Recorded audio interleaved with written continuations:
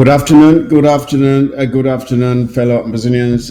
I'm delighted again to have you on another set of The War Zone right here on ABS TV. I'm your humble host, Mike Fusi. Today is Tuesday, August the 4th, 2023. As I've already mentioned, it's a pleasure having you with me. And please, I would like to plead with you to do me a favor and just share the link. Share the link and share the link. You know what to do. You know what to do. I don't have to tell you.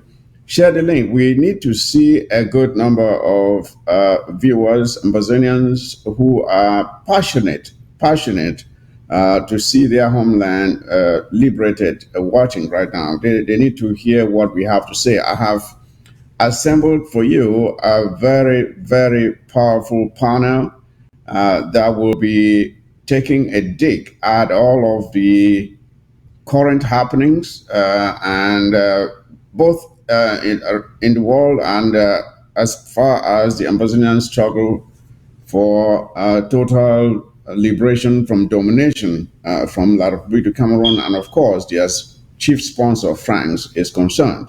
And there is a lot happening in the world today, fellow Ambazonians. There is a lot happening today, and Africa seems to be boiling. There's a lot of anticipation, a lot of confusion, I should say, and a lot of hope amongst especially the youth of Africa that maybe at last, they are beginning to see a new crop of leaders in the likeness of the Thomas Sankaras and Patrice Lumumbas emerging and trying to give Africa the kind of leadership they've been yearning for. They've been yearning for a long time, and they've not been able to have it. And we see leaders now coming up saying the things that we've been wanting to hear for so long. And we are going to take a look at all these things. And of course, we will focus also on the particulars of the liberation struggle that has been going on for the past 7 years, geared towards the liberation of the southern Cameroon, Ambazonian. We cannot distinguish between these two. I think they are very much interlinked, and I'm glad again to have you here. I need to see the numbers really climbing. I need to see the numbers climbing so that we have a good number of Ambazonians watching right now. Now, before we get into our topics of the day, I must take a moment to really salute, congratulate, and appreciate the work that our restoration fighters have been doing on the ground. We have seen actions from our ARS of Manu. We have seen Bui is always doing a great job. Mezam is coming back to life, fellow Ambazonians. Mezam is coming back, bouncing back. For quite some time, people had counted Mezam out, but Mezam is coming back and delivering the goods. And of course, there are other actions that have been happening in other areas of Ambazonia. And we want to take a moment to really salute these brave warriors who are fighting with their bare knuckles. We don't have anyone out there giving us aid or support like you have Ukraine, and who is receiving all the help that it can get to fight against Russia. That's a topic we'll get into a little bit down the line in this program. But we are doing whatever we are doing and what we've been able to accomplish has been through our own efforts and support from bona fide Ambazonians who believe in their liberation. Despite the fact that there's still a large number of Ambazonians out there who are not doing a damn thing about it, not doing a damn thing, acting as if this thing just does not concern them. We will get into that too later on.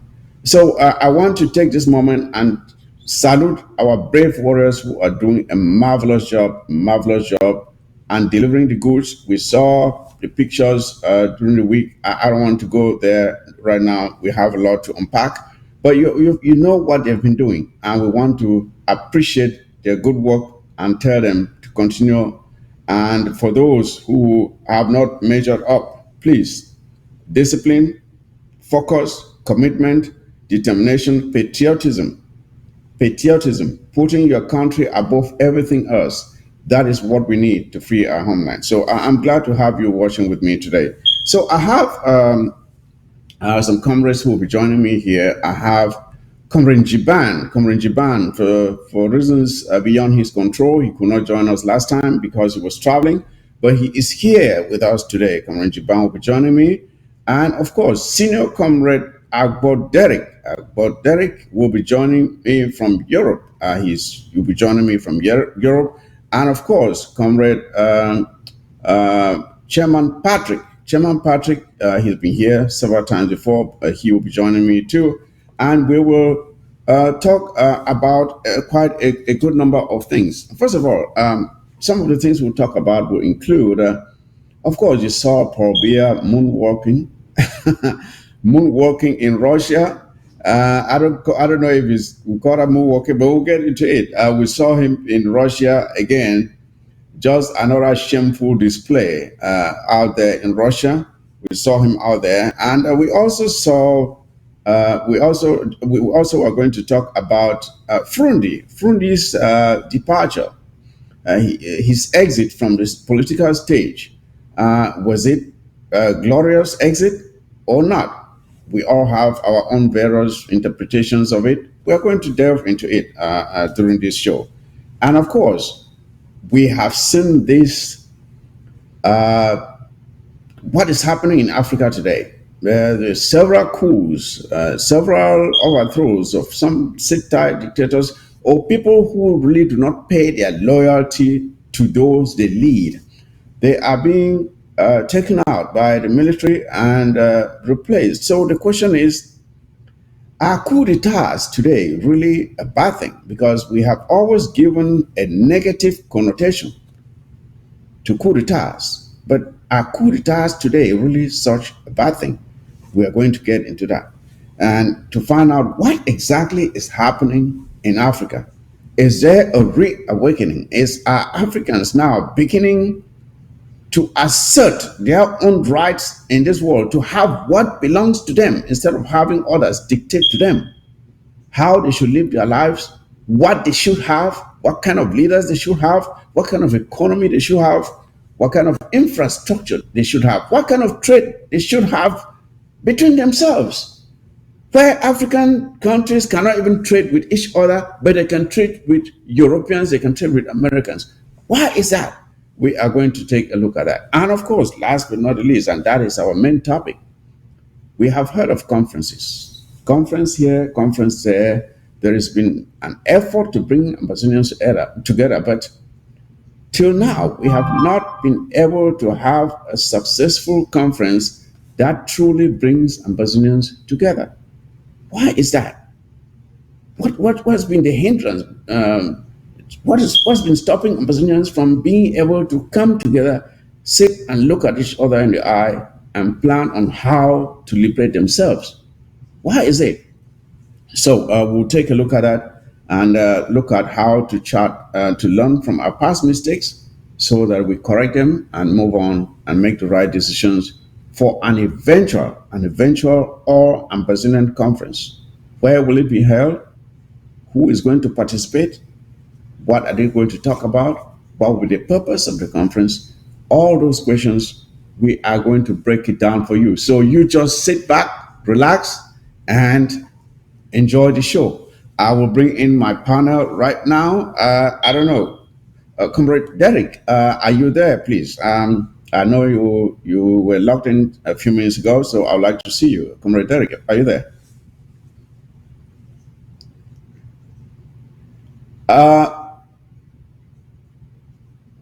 It seems your audio is not on. Can you check your audio, Comrade Derek?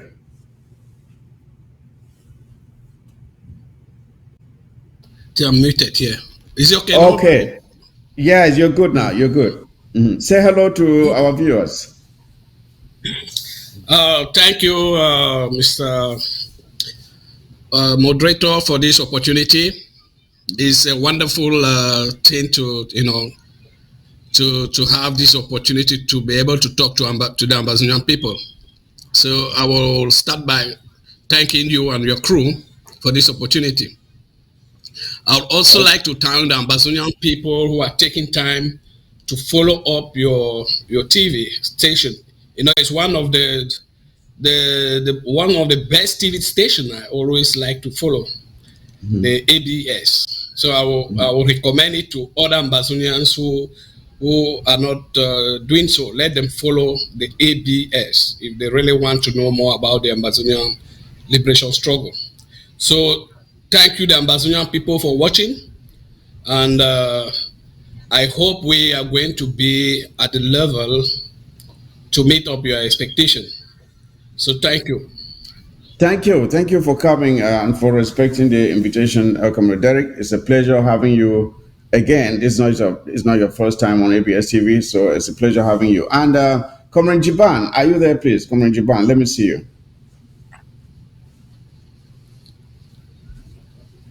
I think Comrade Jiban was signed on a few minutes ago. I'm sure he should be on. Comrade Jiban, are you there? He was on a few minutes ago. I hope he's not having network issues. If not, I don't know if Chairman Patrick is on. Chairman Patrick, are you there? Chairman Patrick, are you on? Yes, I am on. Can you hear me? All right, I can hear you now. Please. Yep. Good to have you. Thank you. All right.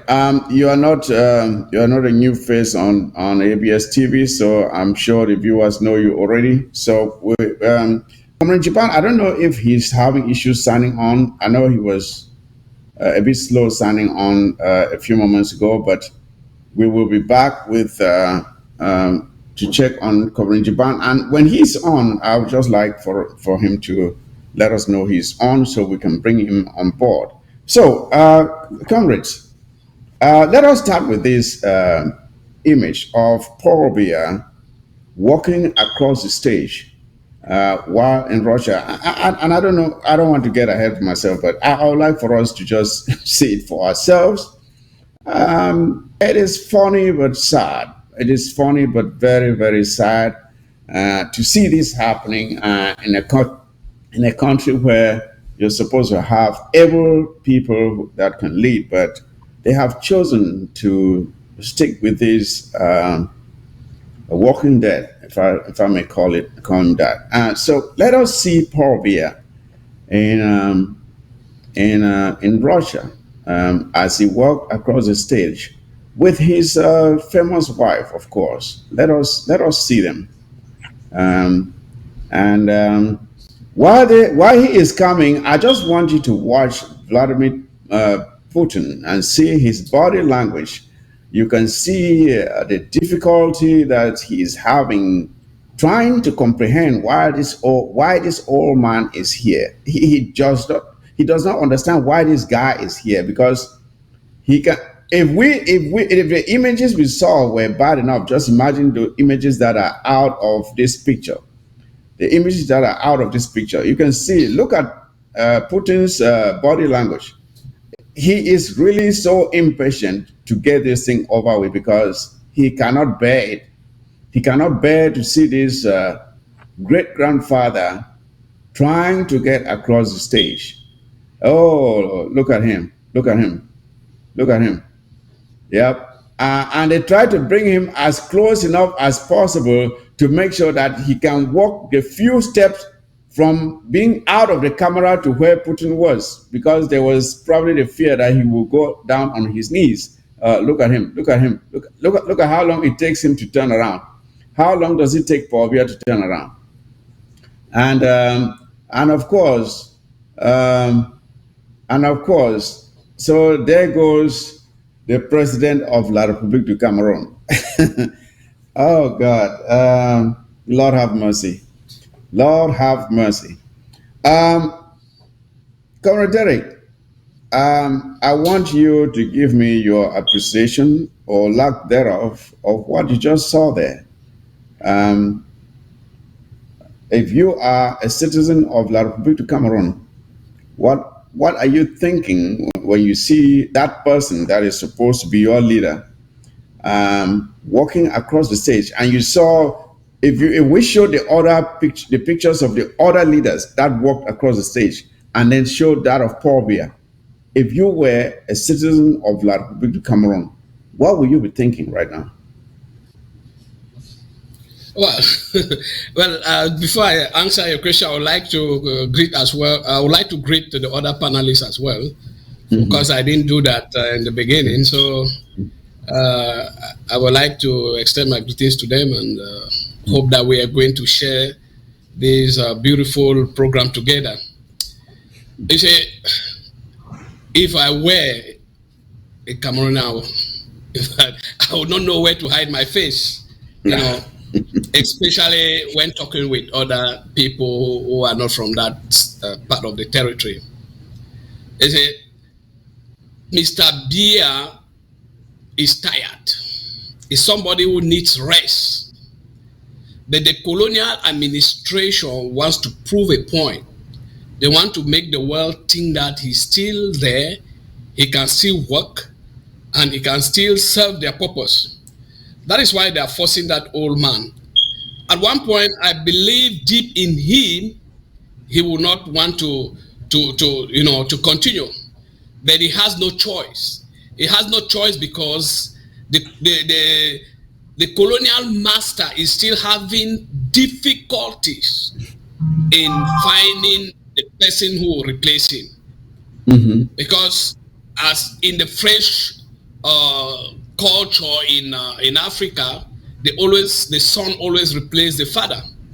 So the Ambazonian war has made it very difficult for them to do that transition. So they don't know what to do. So while they are struggling to quell down the war, as they are saying, they are keeping the transition waiting, so that once they can crush Ambazonia, then to do the transition will be easy. Why the transition will be easy?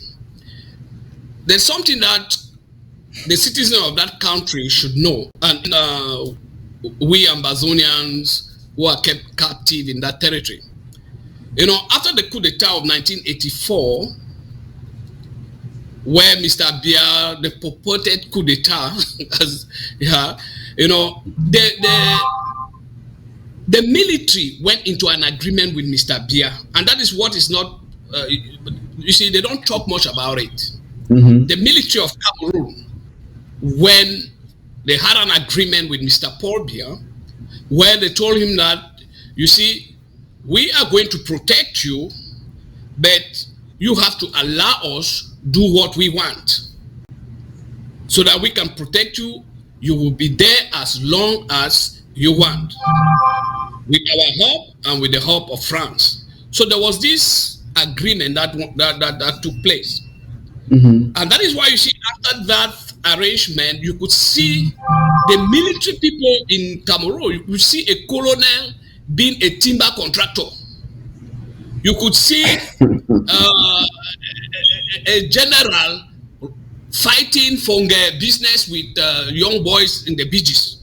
You know, not to talk about the supply of their weapons for their war, which is why they don't want the war to end. If I may add, exactly, you know it. So there is this agreement, you know, and when they realized, when the civilians realized that, they quickly, the Bulus came up with this a single group, you know. And then now this Isingan group now saw that the military was benefiting, and how could they also benefit? They come up with this idea of forming this group where now they could make Mr. Biya know that, you see, with them, they could as well protect him. They could as well help him to stay in power as long as he want. And now they told them, Comrade, for the sake of time, that is a good explanation as to what is going on there. But let us. I want to go take hear what Chairman Patrick will say when it concerns, because it's not just Paul Biya who is out there. You saw the wife. What I would call a complete brainless bimbo. That's what they call it, a brainless bimbo. For all the years that I've known this woman, I am yet to hear her make a speech. I've never heard Chantal Biya make a speech. And you saw just how confused she was on the stage there. She didn't know if she had to go left or go right. Just a confused goat. And sad enough, these are the people in charge of that country right now. These are the people in charge of that country. Chantal Biya, as brainless as she is, they are the people making the calls as to how that country is ruled. And you can now realize why that country is going down the drain. Now, coming back, you know what? I will not blame Paul Biya. I will not blame Chantal Biya for being there and staying there. My question is this. If you, and this goes to you, Chairman Patrick, if you are a citizen of La Republique of Cameroon, I remember those days when we were still in what we call primary school, and when it was time to elect the prefect of the school, we will come out and line up behind the candidate of your choice. We run and line up behind the candidate of your choice, and they will count, and that is how the vote was determined. And by the way, I think that is one of the most democratic elections that I ever took part in, where there was no chance of you committing fraud, because you line up behind the candidate that you want, and at the end of the day, that candidate, the number of persons behind that candidate are counted, and then the winner determined.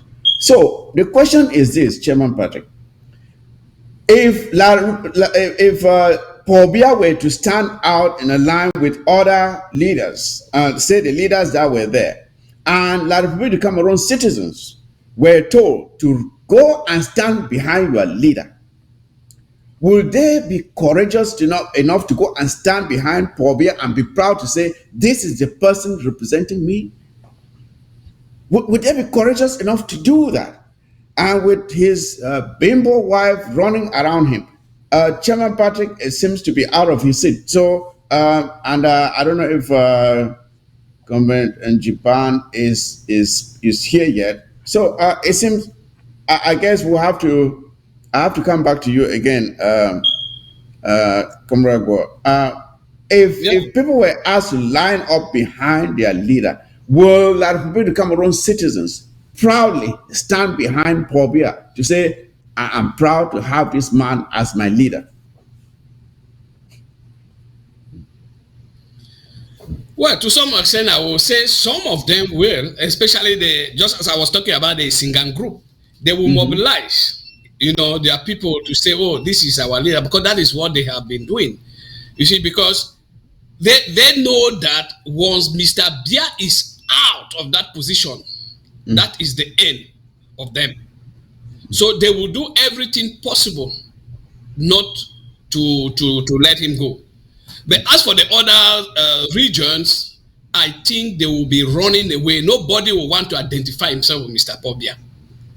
Nobody will want to do that, because it's a shame to see that an old father who was supposed to be resting, an old father who was supposed to maybe to be an advisor to his children, is going, is disgracing himself in front of the world. You see, can you just look at the picture? And he also and you remember was it late last year? I think it was October or something. October, when he came to the US, and the man was visually confused. He didn't know where he was. He was asking, are these important people? Where am I? And he was passing gas like a gassing machine. The guy was just farting the whole place. I mean, what's the extent to which La Republique of Cameroon citizens can take this public disgrace? How much longer can they take this from this man? It's really a shame, and I blame the protocol, of that Mr. Paul Biya's chief protocol, because you cannot allow a father like that, bring him in front of them, and this is not the first time. So at one time I asked myself that, what is their intention? Why are they doing this to this man? You know, Of so I try course, what are they to ask doing it to myself. this man? Of course, they have him there as a figurehead, and they are stealing like crazy, right? This is everybody Exactly. is down in and looting as much as they can right now. It is looting Oh, time. exactly. Yes, they are, everybody there that has access to any form. They are looting and stowing away like rats, huh? Or like squirrels. And that is why you, That is what is going on. That is comrade, why that they is have why, him there. of course, and that is why you see the military will do nothing. If people are expecting a coup d'etat in Cameroon, let them forget, because it goes back to what I was trying to explain. There is an agreement between these people. The military will do nothing. Why? Because they are exploiting. They are, you know, they are stealing the money, just like the civilians are doing. So there will be no coup d'etat in Cameroon. That we should know, because some Cameroonians, I follow them when I discuss with them. They say, "Oh no, you Ambazonians should support us, then so that we can make a coup d'etat and overthrow this man." No, it No, will never no, happen. no. It It will is never, not. It because is the not. military. Well, It is not about. yeah. So It's not everything has about been it. planned. Yeah, it's not about a change of person Yeah, of persons at the helm of that very exactly, that house that is built on quicksand. It's not about a change of person exactly, that is at the helm. It is about the exactly. structure itself. The structure itself is so damaged that you cannot patch it. You cannot patch it. Exactly. In order to fix that, you have to tear it down to the very foundation and start from there. Start from the foundation and build up. That country is so damaged. You cannot fix it. There's Now you no see, comrade, cosmetic way of fixing that country. yeah, and to go down to the root cause, or to that foundation, then you will have to the first thing to do is to remove the colonial master. And that's why you see countries like Mali, Niger, they are doing, because they know that without taking away France away from that territory, there will be no way, because all those old leaders you see there, they represent them. They are put there by them. No, you see, they are put there by them, and they make sure that they maintain what the colonial master wants. And as long as the Absolutely. colonial master is there, those leaders will remain. So if Cameroon wants to actually root out what they are seeing, then they should start by rejecting the colonial master. They should start by doing that, just as we see the people of Guinea, Mali, and Niger doing. Exactly, and you are very right there. And may I add that just ejecting the colonial master is the first step. But I will add here that the second thing they must do, I mentioned it some time ago, and I'll mention it again because I really believe it, that as long as you allow the corrupt officials that have been responsible for the decay of that country to continue to hang around, even the replacement of the colonial master will not fix it. After kicking out the colonial master, the next thing that you have to do is to bring the guillotine and take care of every person that has anything important to do with that government. Take care of them just like it was done during the French Revolution. That is why you need to fix La République du Cameroon. But that is not our concern because we've moved on. But before we continue, Exactly. I would like to hear, I think Chairman Patrick is back. Let me hear his own take on this before we move on to the next topic. Chairman Patrick, we have chewed quite a bit, so your take on it before we move on. Well, Chairman Mike, my fellow panelists, I'm really happy to be back. And I just want to say, sometimes when we see things, it looks like the other people are seeing the dreams, because if there is anybody living in La Republic and they see that they have a leader who is not able to even carry himself, I will promise you one thing. That guy was pushed on a wheelchair, brought closer to the area where he can take maybe 5 or 10 steps to get to where uh, that Russian guy was standing. And from there, they had another wheelchair on the other side to take him to wherever he was going. And the other thing that they did to get him to even walk was to make sure they had him on steroid because that's the only thing that can make that guy wake up.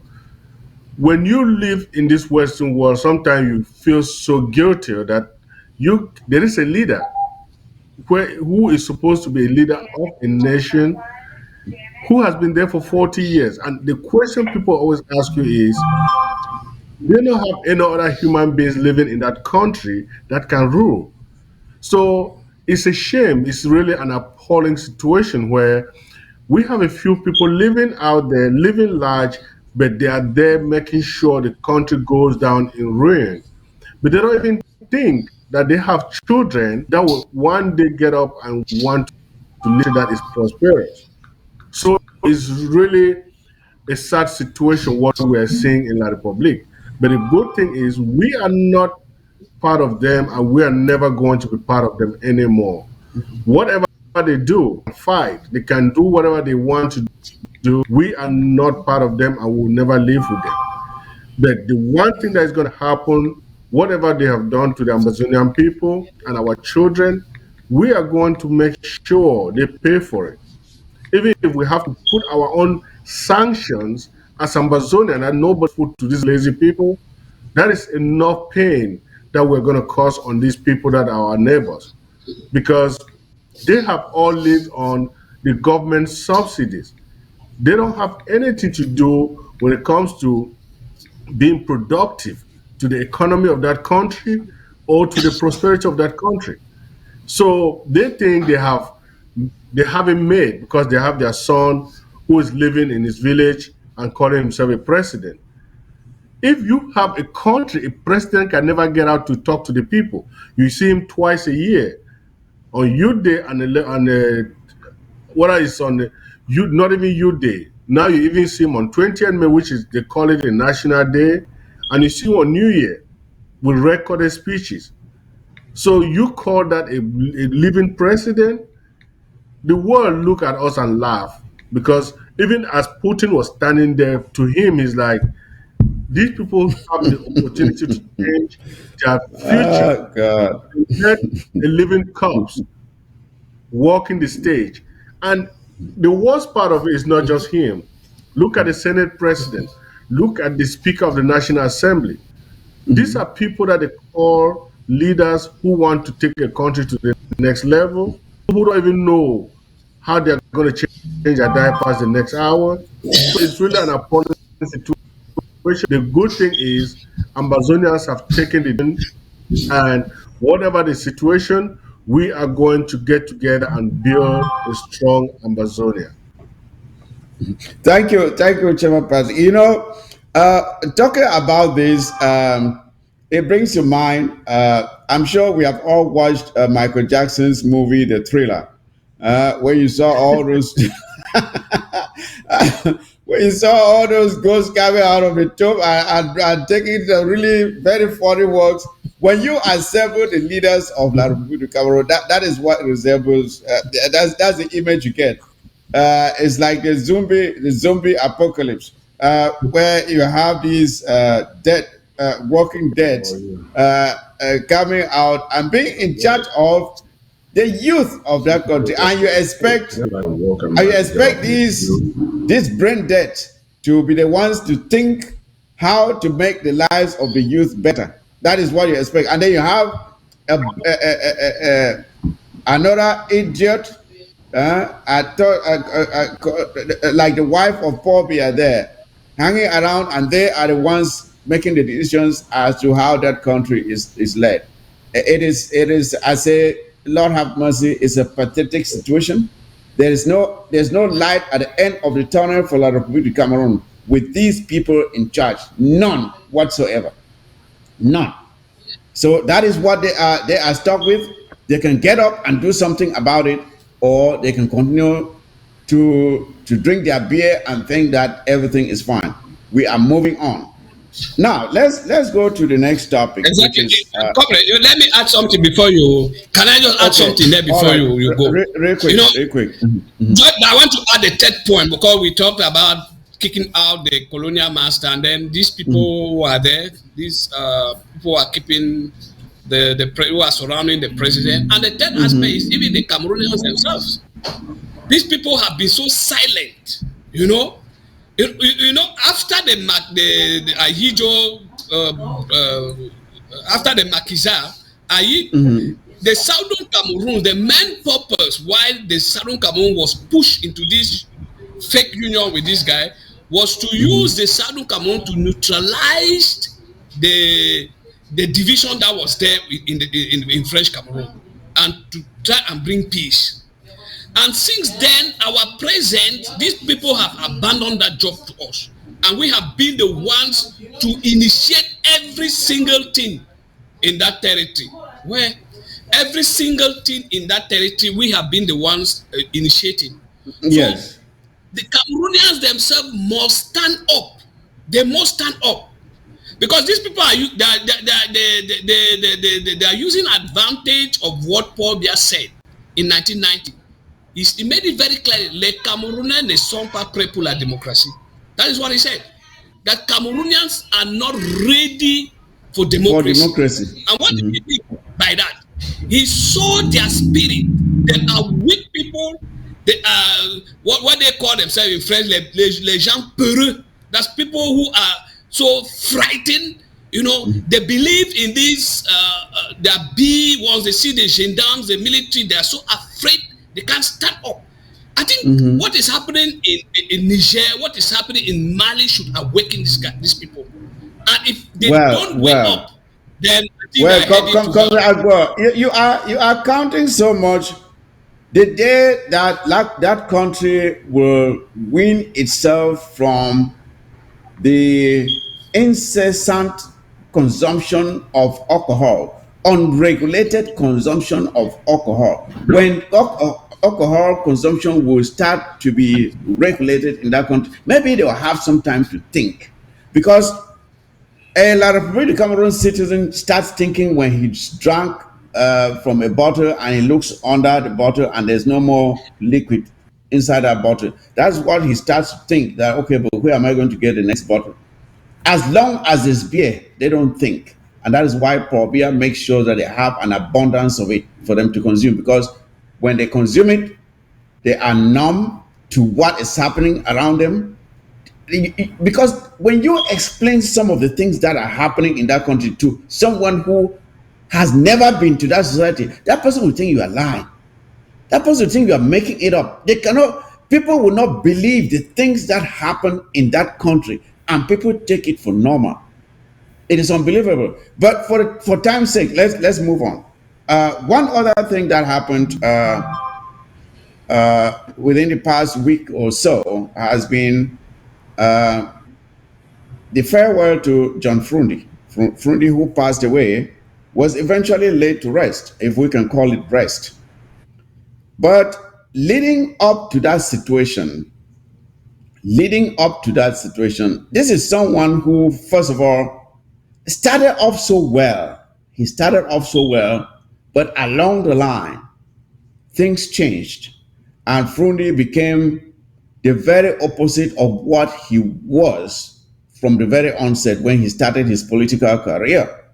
So I want to ask you, Chairman Patrick, when you look at the way Fru Ndi exited the stage, will you say that Fru Ndi received the farewell that he deserved? Can you say that Fru Ndi received the kind of farewell that he should have, given where he started? Can you say that, Chairman Patrick?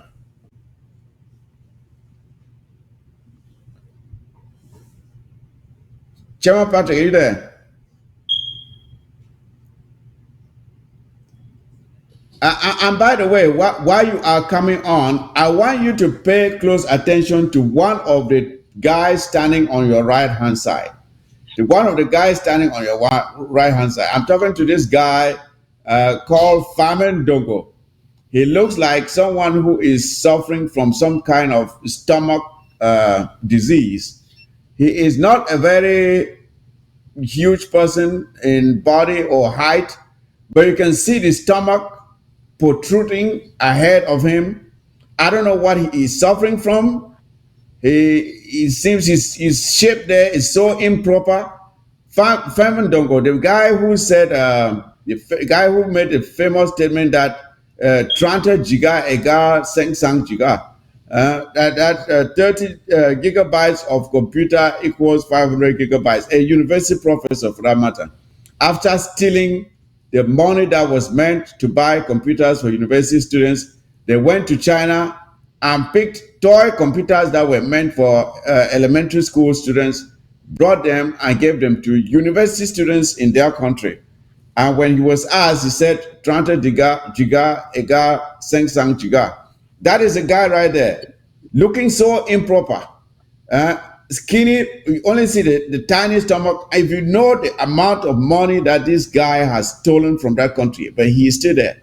So I don't know, Chairman Patrick, if you are there, coming back to Fru Ndi's exit from the stage, will you say he received the kind of farewell that he should have had, as considering where he started?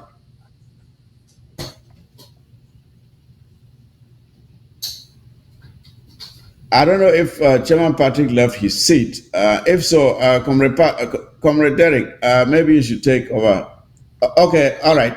Yeah, I was just Okay. asking if you think Fru Ndi received the farewell that he deserved.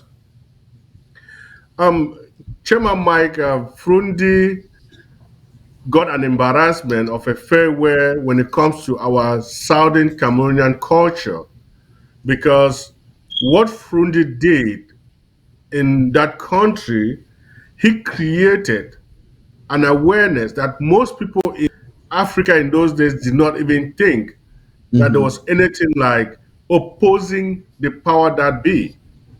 Fru Ndi created an awareness that has maybe awakened a lot of political parties in Africa, not just in La Republique or in Cameroon, as you can call it.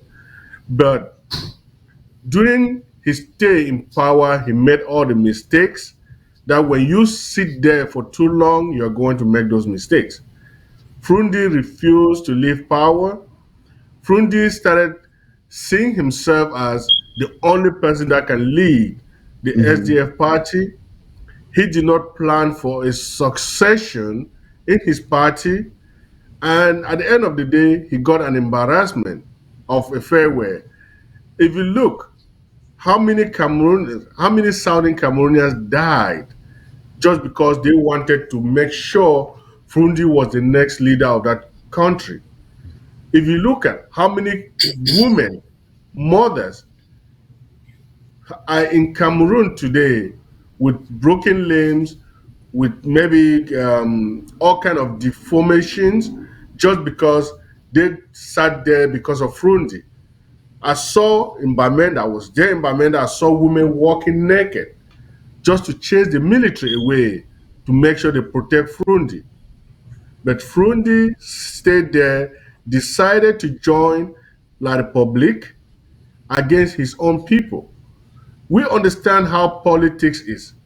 Most politicians always look at where they can make the most money and will make noise in that direction. But sometimes you have to question yourself, what am I doing to my own people, the people that are dying for me? So Fru Ndi did get the embarrassment. Nobody was on the streets in Bamenda. A few people that came out were just coming out to look at the convoy of La Republique military, not a convoy of a great man who was supposed to be a great man. But one thing that we have to give credit to, if Fru Ndi did not come up in 1990, I would tell you we would have been worse today than we are even at this moment, because those guys in Yaoundé knew, had already planned to assimilate us at a very high level until Fru Ndi came out and awoken the monster in the minds of the Ambazonian people, where today we are continuing that fight.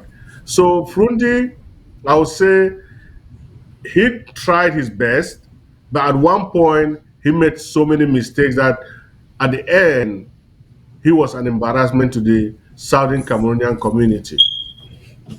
It is interesting the way you looked at it, and I wouldn't say you're wrong in the analysis that you gave. But when I look at Fru Ndi, to me, it seemed like a tragic figure, someone who should have been a hero, but he fell short of that.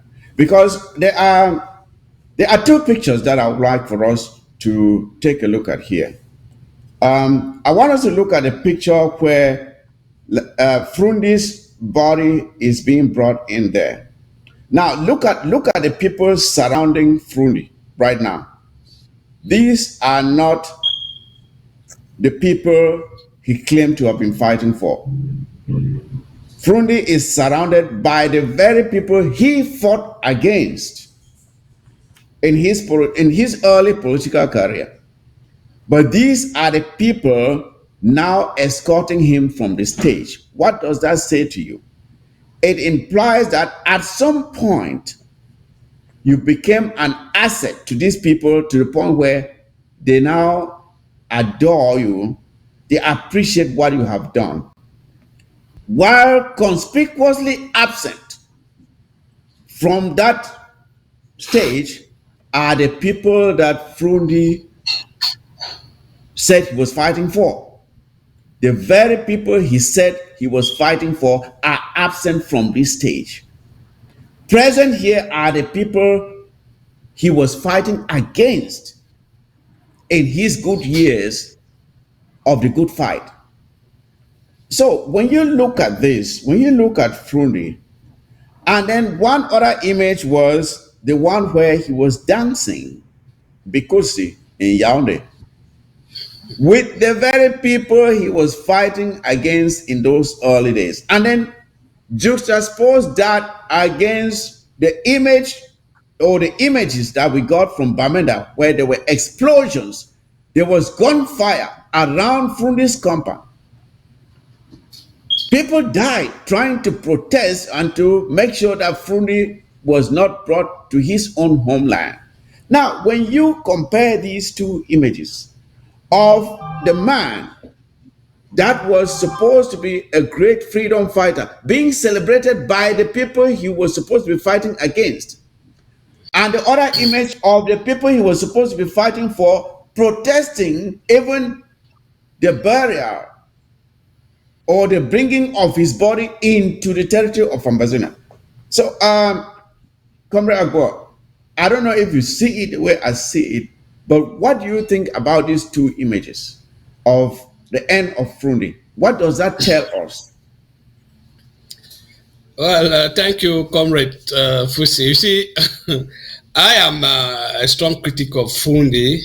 Since from the time he came, he stole the SDF. Because most people don't know that Fru Ndi is not the one who created the SDF. They say, oh, he created the SDF. No. The SDF was an initiative by my chairman, Pa Albert Muko, of the Human Rights Group. You see, Fru Ndi has never been an SDF member. It's shocking for you guys to hear this for the first time. Fru Ndi has never been a member of the SDF. Fru Ndi was a CPDM section president of Mezam. That is what you guys should know. When the all Anglophone activity started, the colonizer had to look for somebody who could penetrate the scene and help to stop what was coming up, because they saw the zeal from the camp, because we had the all Anglophone movement, which came before the AAC. One thing we should know about the AAC1 and the AAC1, the AAC1 actually, people say it's the all Anglophone meeting, but I don't see it that way, because La République were represented there. So when they saw all these things coming, they had to look for somebody, and that person was Fru Ndi. Fru Ndi came and hijacked the SDF. So all the drama we saw, Fru Ndi was doing, in short, I pity those children, our brothers and sisters who lost their life. And to be, Fru Ndi just came to cover up what the colonizer had done. During the formation of the installation of the SDF, look at the Bamenda Community Hall where they were. Who were there? Because you are citing these very people. If you look at that installation, you will see these very people. They were the ones seated there. If you look where Fru Ndi was sitting, he called himself the chairman of the SDF.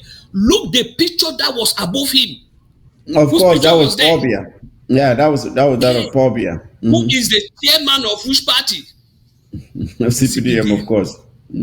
So I want people to start seeing the real picture of who Fru Ndi was. And that is why you see, even when people were dying, saying that, oh, he has won the election, you see, Fru Ndi was just turning. He could not fight for the people's vote. People have given you their vote, and you could not fight for it. You understand? So he just played it, and then finally we see all the game came out clearly. Do we even know that Fru Ndi had the highest contracts in Eastern Cameroon? He had the highest contracts in Eastern Cameroon. He was living in there in a Bolova and so on, doing his contracts, road contracts and so on. He became a contractor. All those things, we Ambazonians were blind. We did not even know about those things. Fru Ndi is even more popular in Ebolowa, Samelima, more than in Southern Cameroon. Comrade Derek, hold your thought there. And these are the images that I want us to see. You see, these images, when you look at these images, do you see how many Ambazonian pictures do you see in this crowd? How many Ambazonian pictures do you see in this crowd here? How many of them? And this is, there's one thing in life. As much as we want to give Fru Ndi for at least some recognition for the initial for the launch of multipartism, which gave a lot of hope to a lot of young people, even if his intentions were not fully understood at the time, but people took him for what he presented himself to be, and he gave a lot of hope to a lot of people. But what I have to say here is this, fellow viewers, when you are running a race and you get off from the starting point and you stumble and fall, and then eventually you are able to manage to cross the finish line and claim your victory, nobody remembers again whether you fell when you took off. The only thing that people remember is that you are the winner. You cross the finish line. On the same score, if you take off from the starting point, running a race, and you are very good, the first half mile, half a distance, you were leading, but at some point you fell behind, and you lost the race. Nobody is going to write in history and say, oh, this man, despite the fact that he performed so poorly at the end, but he started off so well. Nobody remembers that. So we judge results at the end, not at the finish line. It is not, what I'm trying to say is, it is not how well you start an initiative that matters. It is how well you end it. That is when victory or the successful people are determined at the end. It is at the end that successful people are determined. It does not matter how poor you were as a child. If you were able to work hard and end up to be a successful person at the end, that is what people remember. It does not matter how well successful you were at the beginning. If at the end you could not manage that success and you ended up as a failure, people will remember you as a failure. That is why I'm trying to paint this difference. It does not matter how Fru Ndi started. He ended up poorly. He ended up poorly, and that is how he will be remembered. Unfortunately, it is tragic, but that is how history is. You are remembered how you went out. It is how you went out that matters. It does not matter how you started. He proved that he could not stay consistent. How is it that the people putting you in the ground are the very people you were fighting against when you started your political career? And the people who were with you, who were willing to lay their lives on the line for you, were fighting hard to make sure that you were not even brought home. What does that say? What does that say? So that is all I can say about Fru Ndi, and you can make a final statement. Yeah. So you see, comrade, what you are right in what you in your analysis. You see, even the people we say Fru Ndi motivated. Look at let's take even the opposition, because it's true that the SDF that many opposition came up, but who has been the stumbling block for the coalition of the opposition? It's Fru Ndi. It's the SDF. All the francophone parties were ready to come together, but each time they sent Fru Ndi there to go and do his job because he has a contract with them. He's a CPDM member. I don't call him SDF man. I don't. He disorder, and then he paves the way now for Paul Biya to come and do his normal stealing of the elections. So Fru Ndi was actually a disappointment to not only to the Ambazonian people, but to even francophones, that's like previous citizens. And I don't think they will remember Fru Ndi. All what we hear on CRTV is just noise making, because at the end, when he's buried, they will forget about it. And that is how they did to Foncha even. You even see that the police was dragging his image, his statues on the streets in Douala, in Daido. Mm-hmm. The thing is this, Comrade, the reason why La Republic does this is not because they care about Fru Ndi. They don't care about Fru Ndi.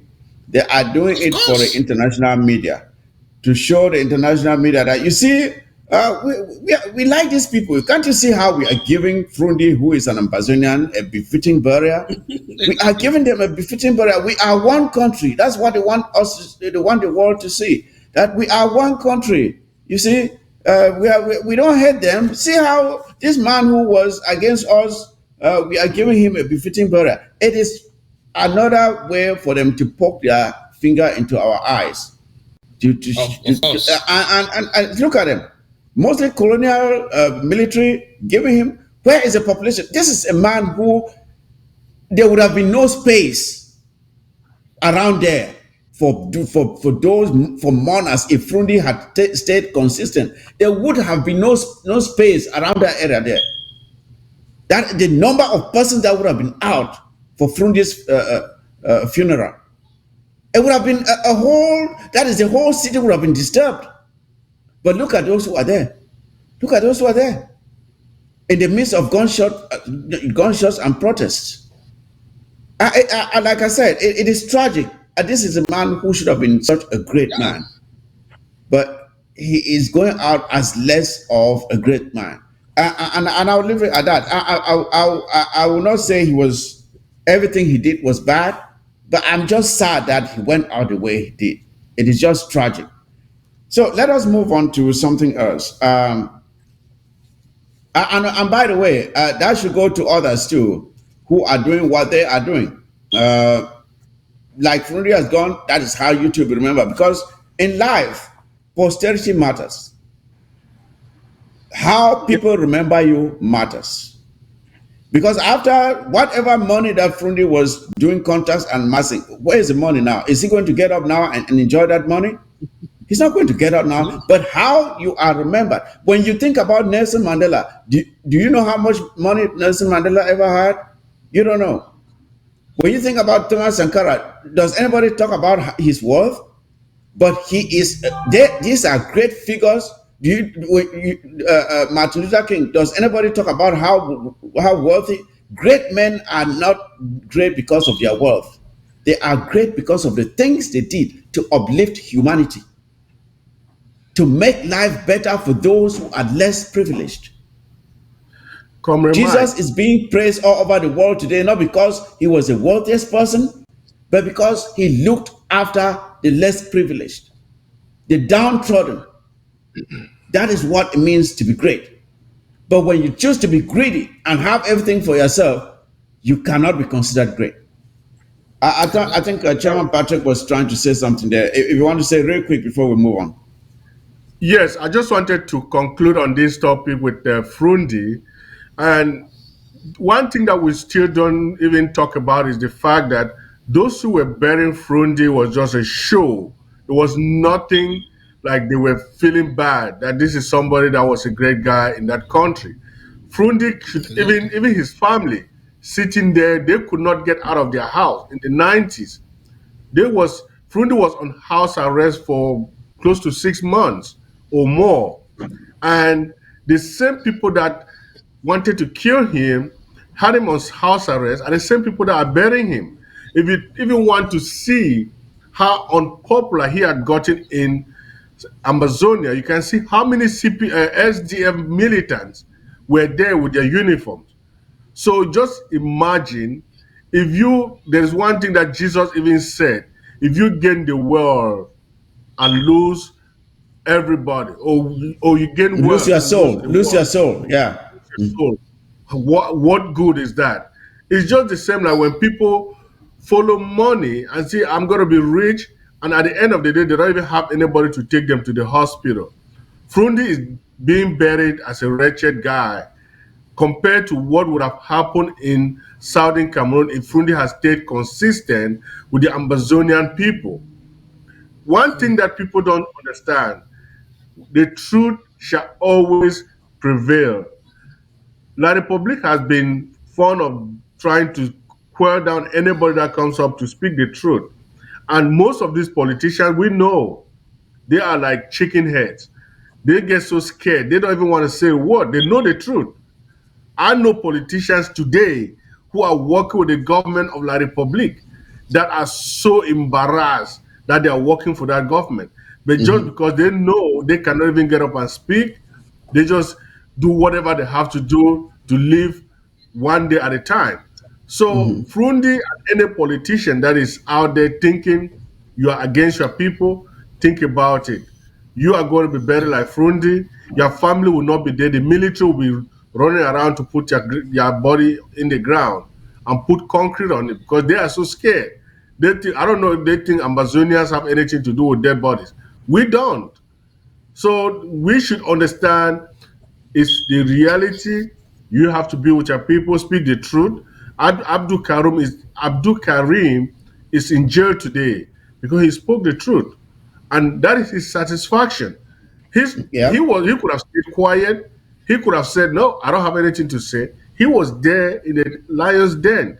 So speaking the truth and seeing where the truth is what will set you free.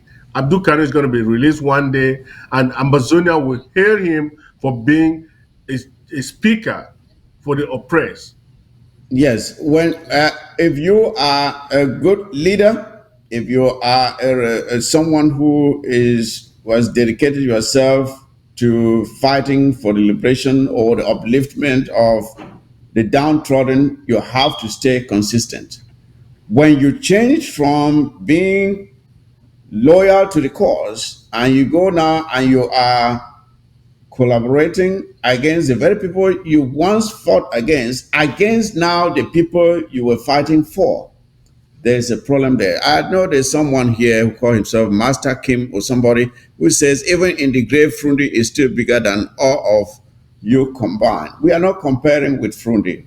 It's just tragic that Fru Ndi ended up the way he is. If I am fighting for the revolution today, and tomorrow you see me now siding with La Republique du Cameroon against the struggle, please condemn me. Condemn me without any reservation because I will deserve it. That is exactly what I'm saying here. You have to stay consistent. If you cannot stay consistent, then you are not worthy of any recognition. Now, let us go to the next thing that is happening in the world today.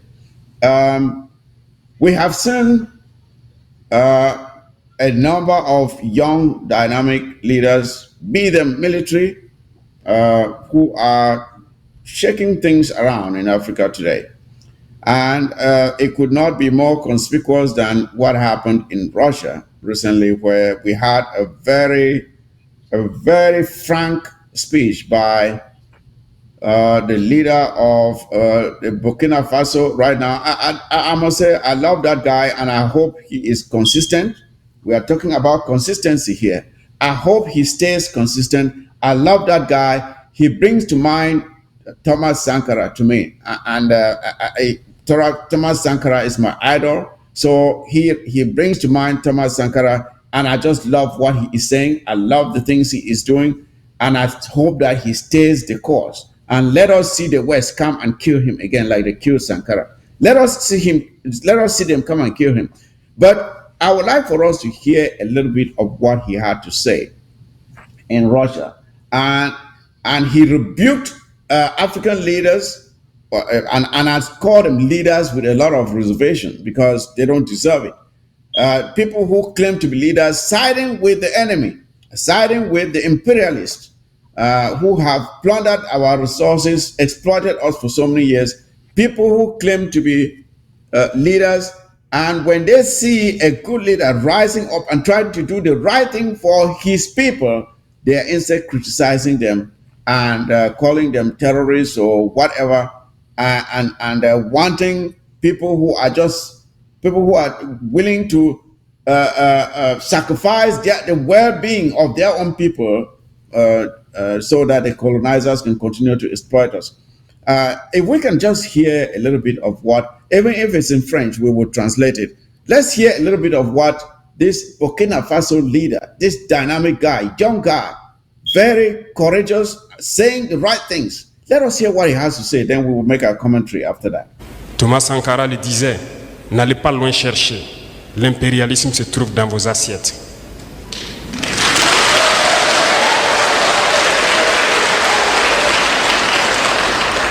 Pourquoi il a dit cela? N'allez pas loin chercher.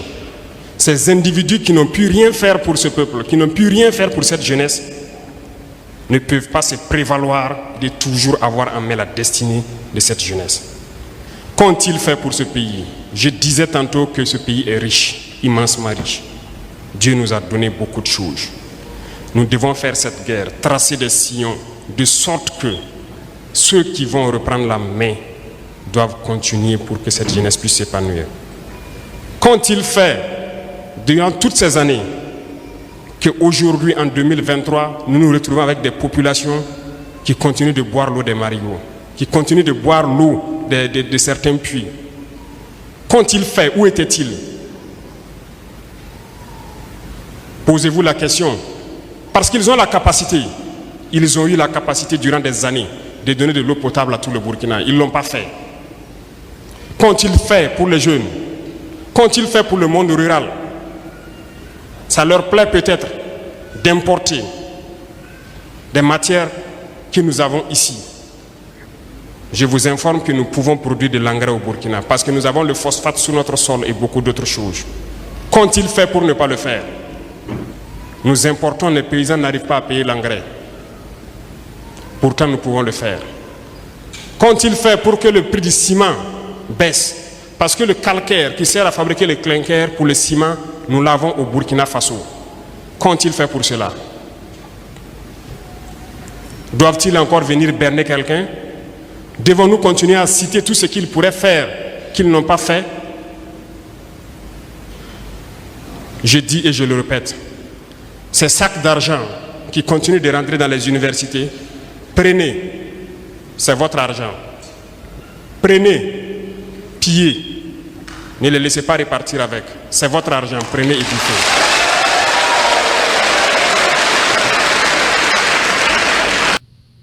Yes, so that is the guy. That is the guy, and just some of the things that I was able to pick.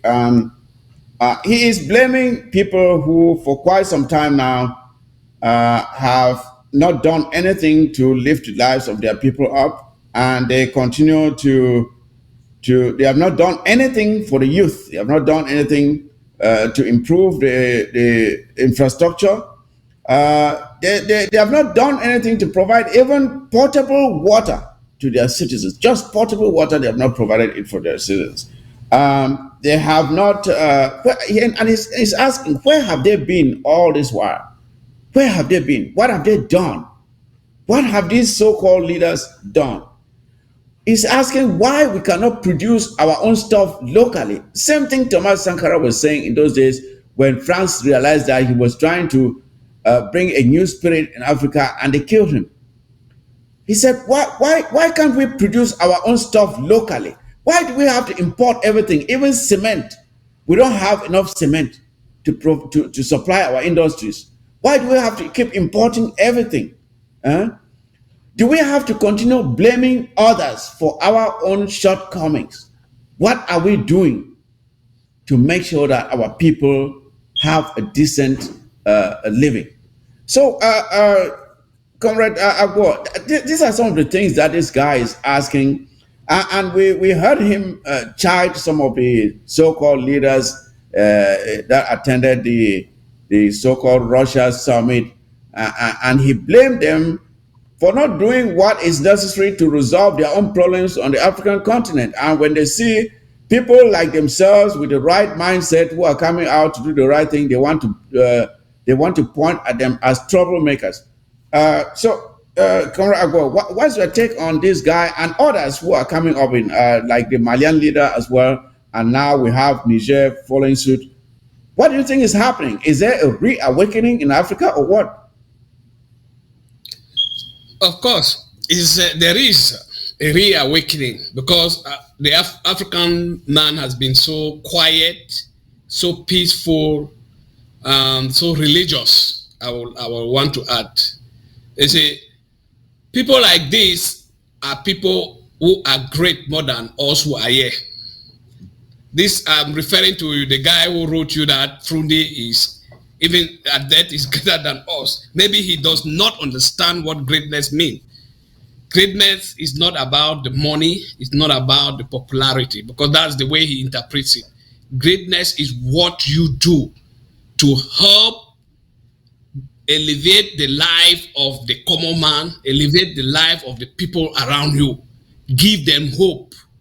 Fru Ndi gave them false hope, which this guy is among those. And if you ask him what has he gained from Fru Ndi, nothing. He will tell you that, and you can even see it from his question, from his response. Mm-hmm. You see, people like these leaders we are seeing today standing up are people we Africans need to support. They are people we need to rally behind. Let's forget the uniform they are wearing. Uniform does not determine the mind. I am looking these leaders through, I'm looking at them through their minds.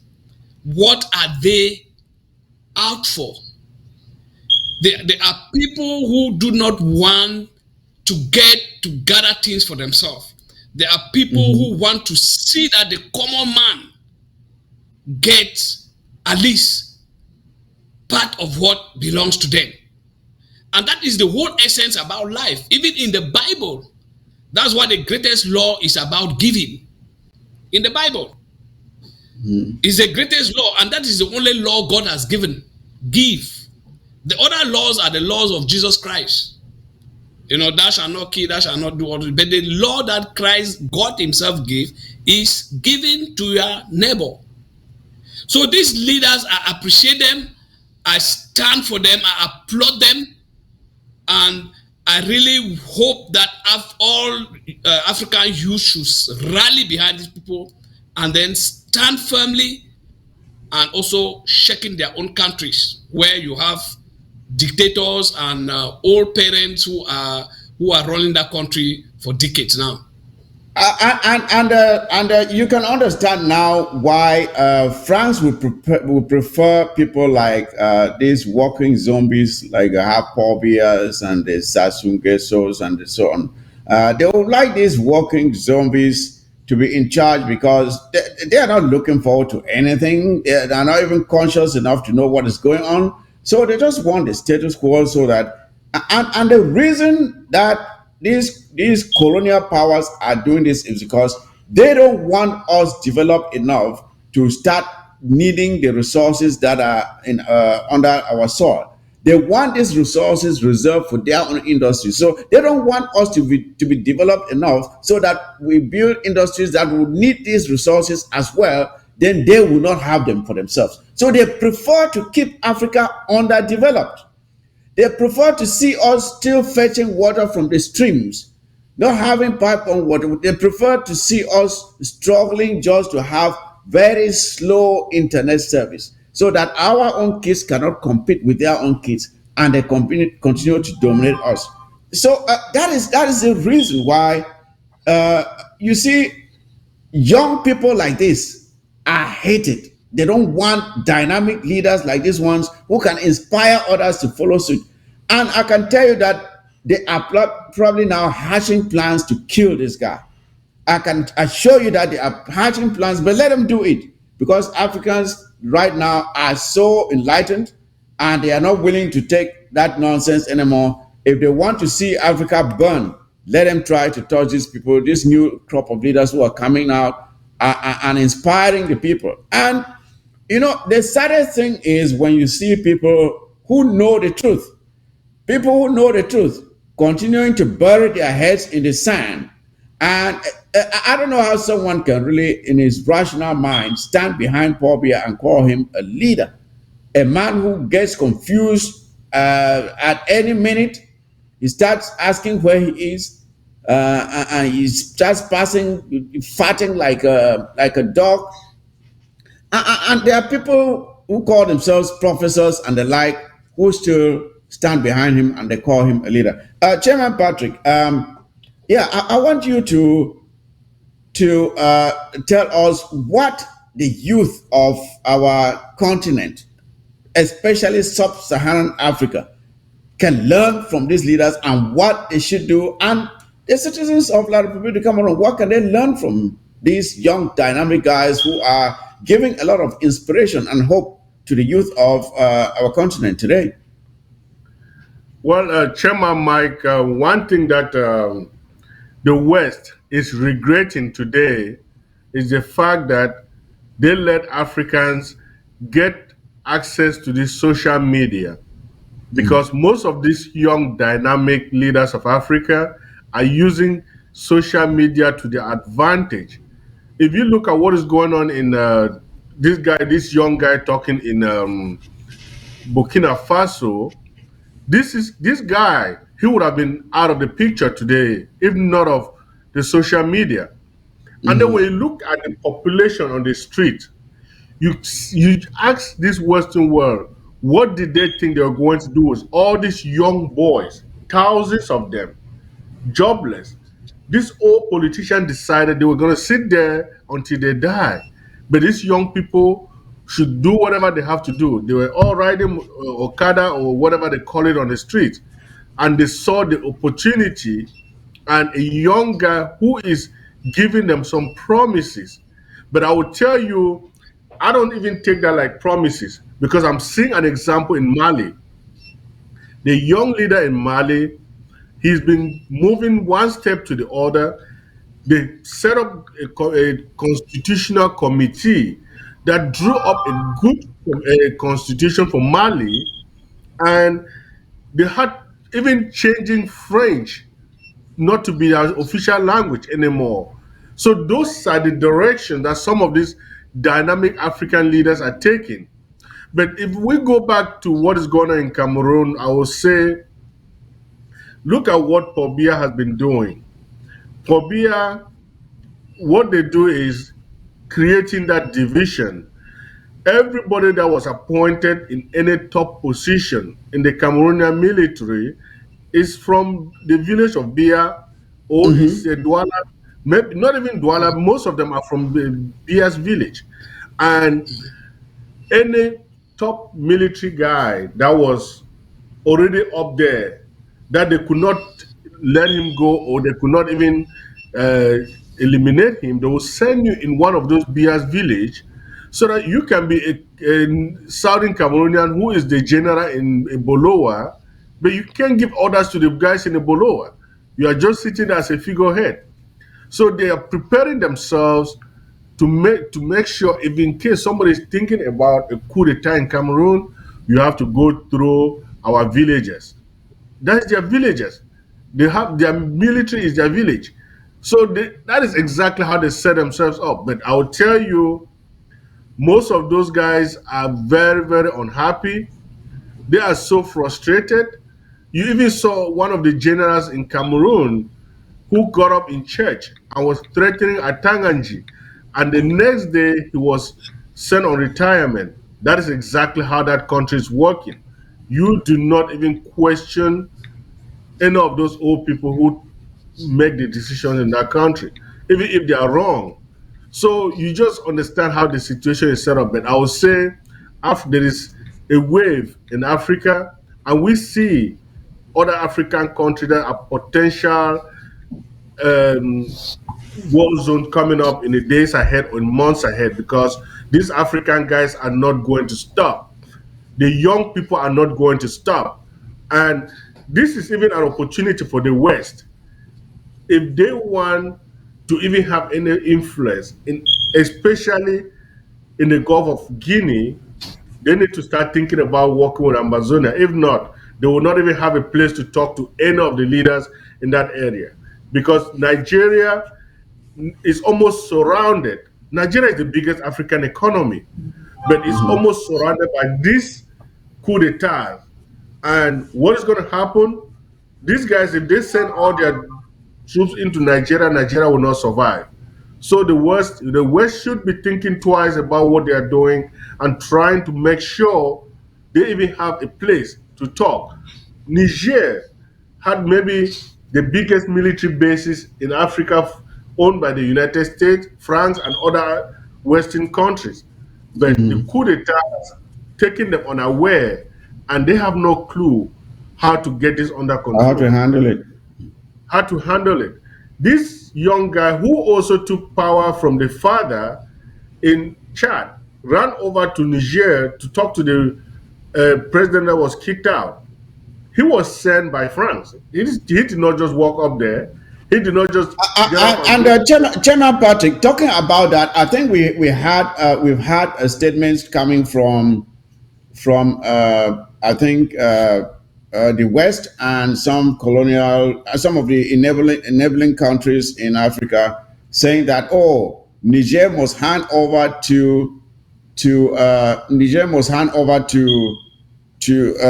a civilian-led government like the previous one, or else something is going to happen. They are threatening this guy, and I think Mali and Burkina Faso have said they are forming an alliance with Niger, and they are going to back Niger if there's any attempt to force these leaders or the new leadership of Niger out of power, that they are going to come in to intervene now. So if in case someone should try to nudge them out, because I think Nigeria and maybe others are trying to work with the West to do that. So you will have now a regional conflict. Isn't that what that's in the horizon? If they should try to force these guys out, if Burkina Faso and Mali should come in now to support, that's almost a regional fight now, isn't it? Chairman Theory. Patrick, if you can finish your thought before I go Even to Derek. I don't know if you can hear me. Even Okay, I can hear you Algeria, now.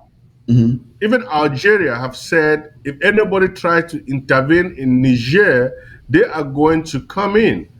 And Okay. there is there is a power behind all this.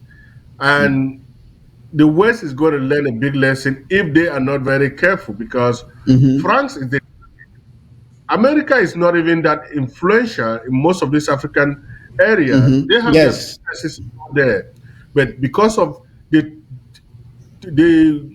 what France has put in place in Africa, this the youth in Africa are more frustrated with France than anybody they can even think about. And right now, it is time for all the youth, because I see Senegal coming up. I see Gabon is in the horizon, because with an election coming up in Gabon, you see A country like I talked about Senegal and even Ivory Coast. I know Ivory Coast is one of those areas that France has a really tough grip on, but France should be careful because we the youth of Africa, we the next generation of Africa, we are not going to tolerate that. And if the French could fight their own country to get the French Revolution to topple dictatorship, we're going to do that to get France out of Africa. It's not going to happen without Talking about France. I think France remains the most culpable imperialists now really plundering these resources of Africa with impunity. And you can understand why they are so infuriated with what is happening in Niger because of the minerals that they are extracting from Niger and Mali. So they are so vexed about the happenings that are taking place there because they see the sources of their raw material, their farms, I should call it that.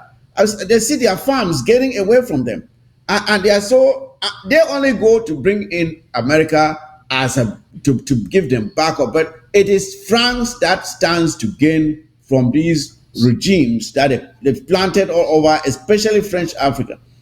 It is France that stands to gain.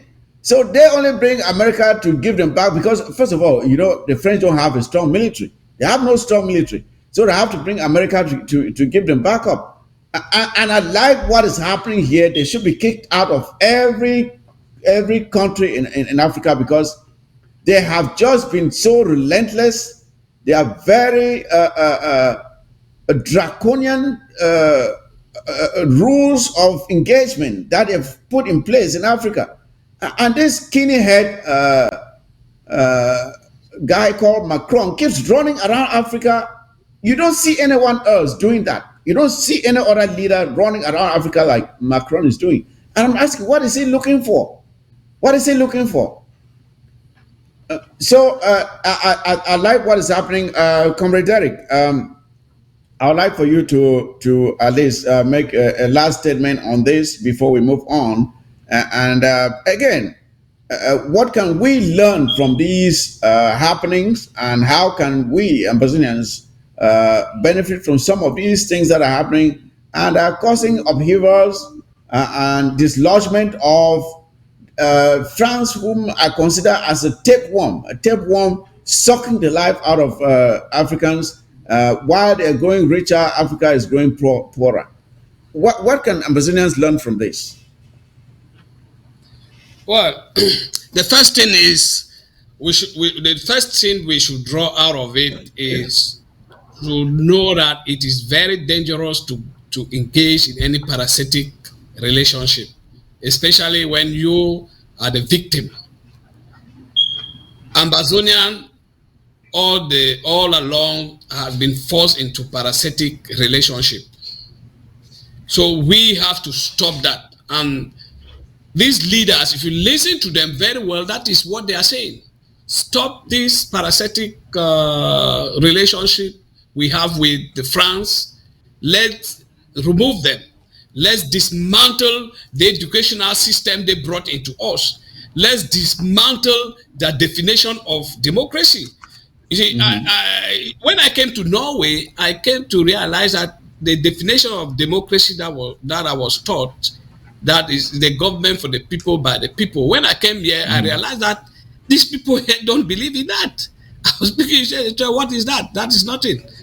They were telling me that, look, democracy is about you sharing the best ideas, even if it comes from a single person. So they believe in practical democracy. And that is what those leaders, you see these new young leaders, that is what they're saying. So let's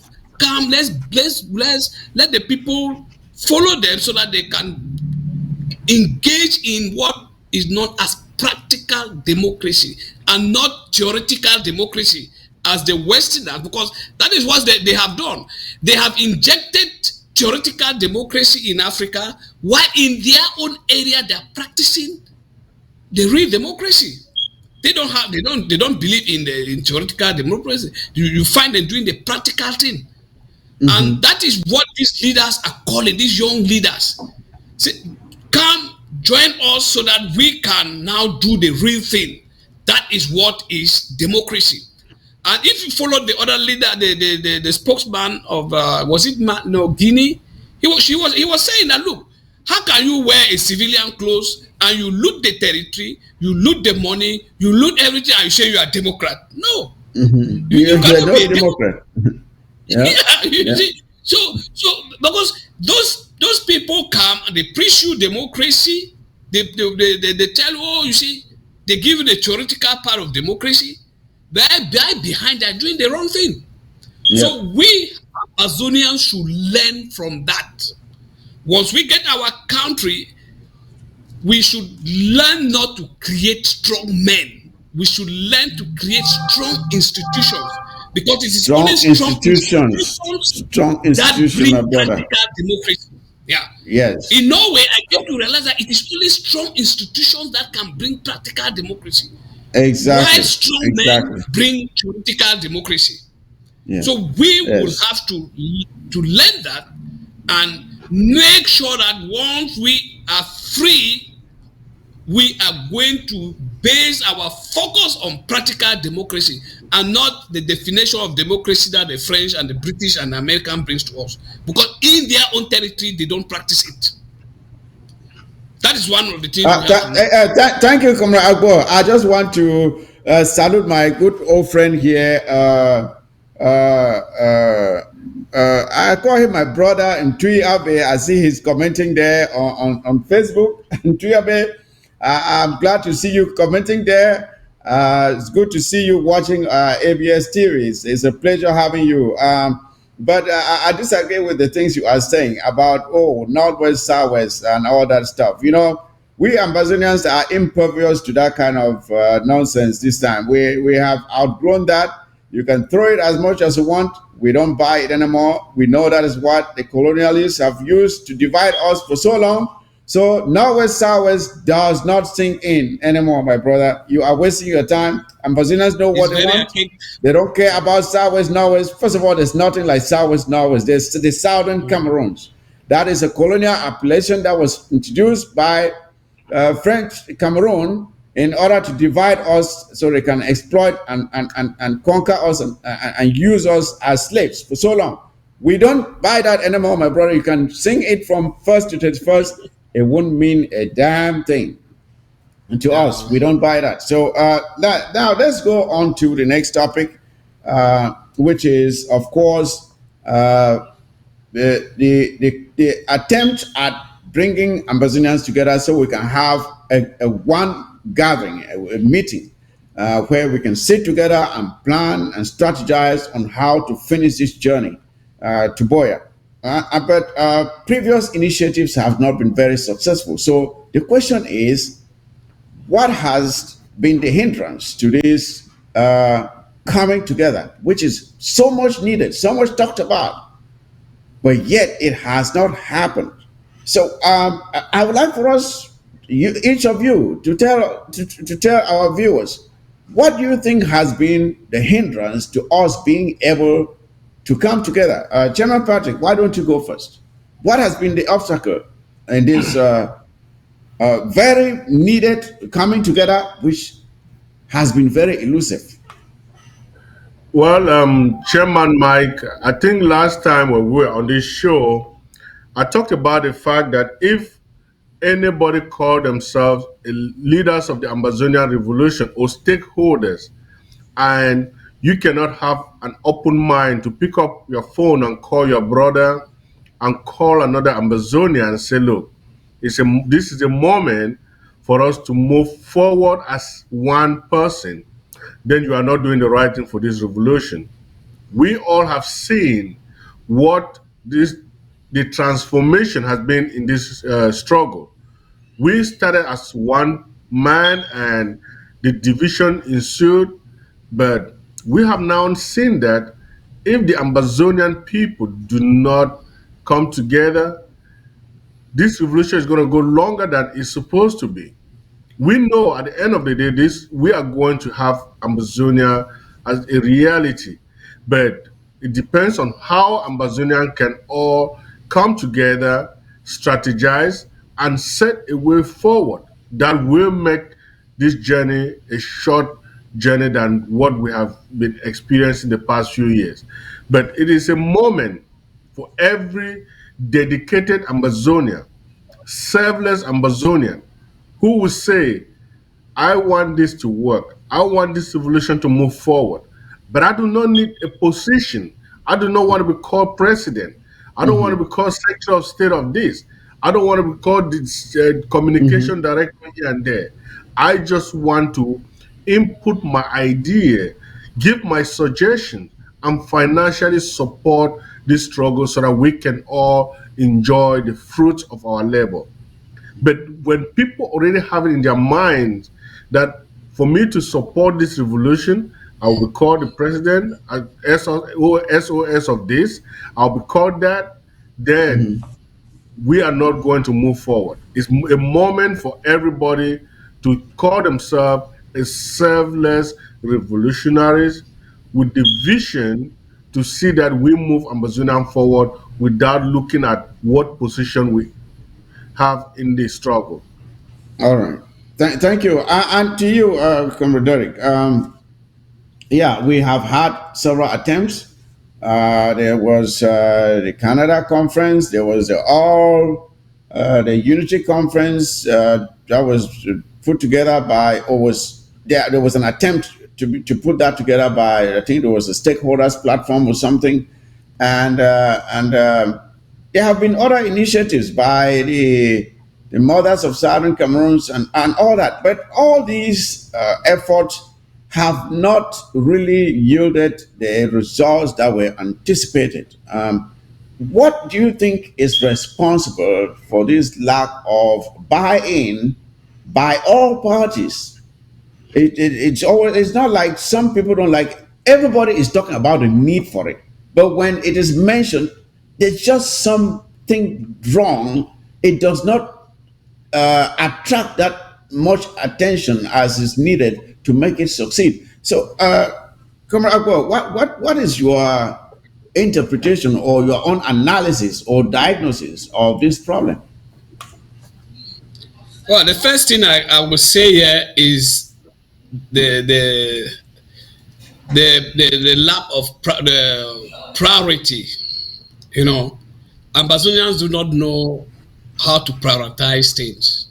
We might claim that well, we know we have intellectuals around, each group, but when people And that I think that has been one of the issues when we tend to have too many intellectuals whose ideas are not coordinated or planned. I think that's one of the challenges actually. Go ahead. exactly, and among them, even just as you said, without any coordination, you also find disagreement. And this disagreement comes when people they start putting the ideology of their groups ahead of that of the country. That's ahead of the flag. Exactly. That's they prioritize the ideology of their groups. They want to make their group be the supreme group. They want to make Ambazonian believe that it is their group that has free Ambazonia. It's not a bad thing, to make your group be the one standing ahead to free Ambazonia. But it becomes a burden when you cannot at one point Yeah, call me. step back, listen to the other people, take collaborate with them, take what is good from them, and then take what is good from you, and then you come We are out with going down something there. which is more better. But once you have an ideology or Very a policy, good. you want to make sure that it is only that policy that goes through. Yeah, who's That going is to where that the now? obstacle comes. And when we come to meeting, each person comes just to promote his own ideology. And I saw that when we had the Belgium conference. That was 2007 and 17. 2017 in Belgium. We spent sleepless nights, And when we came to Belgium, we were talking about synergy. When we came to Belgium, my brother, that was where everything was dismantled. Ayaba came there, he was talking about his own AGC program. Nilan came there, he was talking about the consortium. I mean, the SCACUF. Akwanga came, he was inside talking about the SCYL, and so forth and so on. I sat in the hall and I asked even the chairman, the guy we work, what is this his name again? This guy in Belgium, comrade, his name is Off. I asked him, how can you allow this to happen?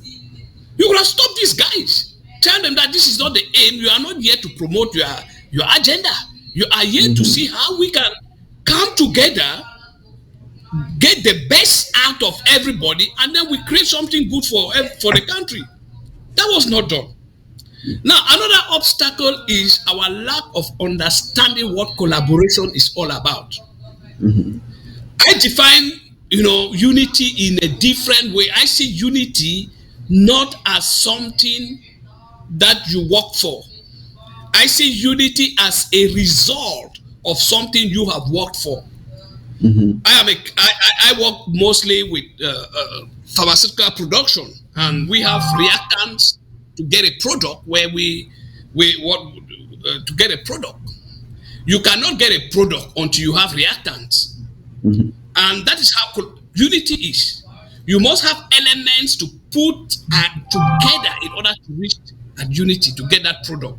Just as Comrade Patrick talked about, picking your phone to call your comrade, that falls under communication. He also mentioned something very important, the willingness. That's with that, the lack of that willingness to be able to pick up that phone, call your brother, there will be no unity. And the other third aspect that come in now is that collaboration, because when you get all these elements put together, then collaboration starts. And what is collaboration? Is that give and sharing, listening to your other fellow brother, not only talking and talking. It should be let's say a two-way communication, and the communication should also be selective. That is what we call good communication. It should not be a communication full of insults. Then you will not arrive at that unity. So if you put all these elements together, unity automatically express itself. You will find that unity comes without even you realizing that is the product of all these elements you have put together. So Ambazonians have not been able to prioritize these things, to understand what good communication is. They have not been able to open their minds to see that, okay, we have our policies, but at one point we can give that away to accept something good. Let me just use 1 minute to just to say what I learned when I had my first son in Norway, here, the kindergarten. When he started kindergarten, the first 3 days I was asked to bring him to the kindergarten. We went the first day, they allowed him to play, we played together, I was together with them, with other parents who brought their children. The third day, the second day, they asked us now to go, when we are coming, let each parent come with something that the child is jealous of, which means they should look any of his, whether his teddy bear or anything of so much, so dear, let him come with. It's okay. We brought it in the kindergarten. And, with the children, they hold that so dearly. So when we came to the kindergarten, what was the aim? The aim was to start teaching those children that in life, there are things that you hold so dear, that you should be able to share with the others. So now, the parents were divided now, and then the teachers sat in his own way, and then we, the parents, were divided. We started playing with the children who were not our children. And then now, we asked our children to give away that precious thing. That precious thing they came with. You see, some held it now, they were crying. So much, and then the teacher was saying, no, give your friend to play with. You know, so they will persuade the child until he will give it out to the friend, and then he will take the friend's one and start looking, and they discover that there was something good Get in to like the other thing. Yeah. other things, you see. And then after at the end, we asked the teacher now that, but what is all this? He said, no, this is to make these children, we have to start, because they will be together. So, and you guys, the parents will not be here, but they will start playing with each other so that they start learning to share. If someone holds something and the friends want to take it, give it to They the should friend. give it. Yeah. Yeah. So so that is how we were asked to start teaching the children at home. And that is what Ambazonian should start doing. That policy you hold so dear, that thing you hold, that you who want to bring us to Biya, give it away. When you give Yep. it away, collaboration will come. And once collaboration will come, there will be communication. And once there is communication, unity will express itself. You will not need to fight for it. It will come. Yep. And that is how God Thank Himself works with you. thank you. And Thank that you is why for He that. said, come, let's collaborate. That's what God Himself says. Come, let's talk. Yeah. I appreciate that example that you quoted there of the kindergarten kids. I think that's a good example.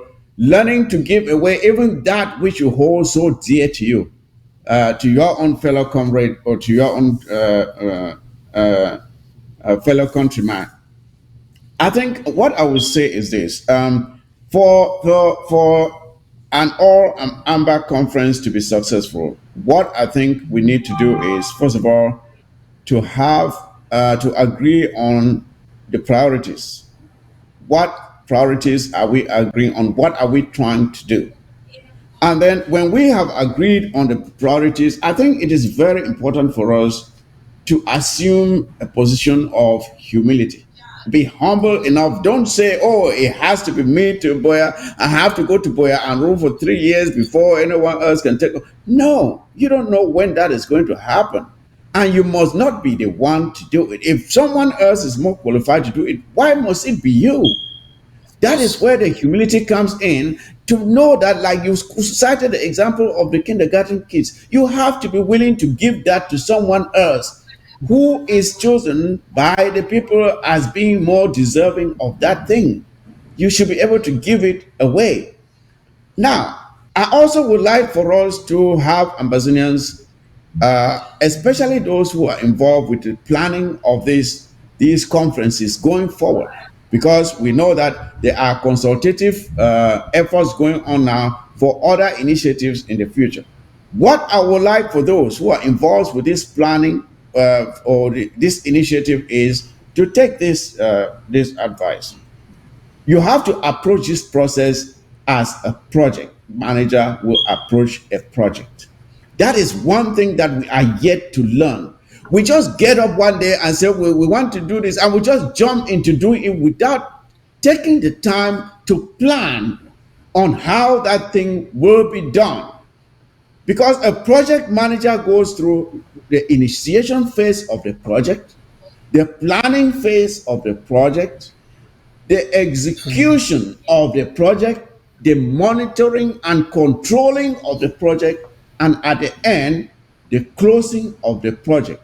And at the closing of the project, you evaluate how that project was done. Was it done well or not? And then after that, you conduct what is called a lessons learned, to evaluate, see what mistakes were made, what good things, what good decisions were made, so that you learn from it to use those examples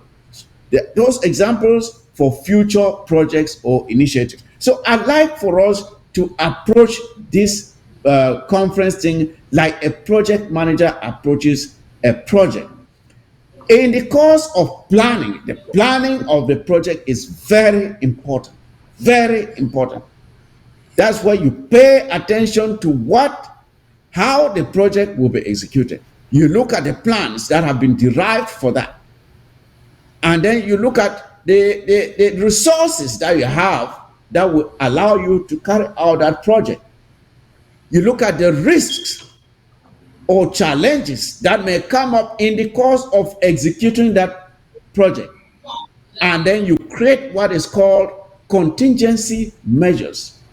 That means if you were to face this problem along the line in the course of the execution of this project, what are you going to do to overcome this challenge in order to carry on with the project and get it to completion?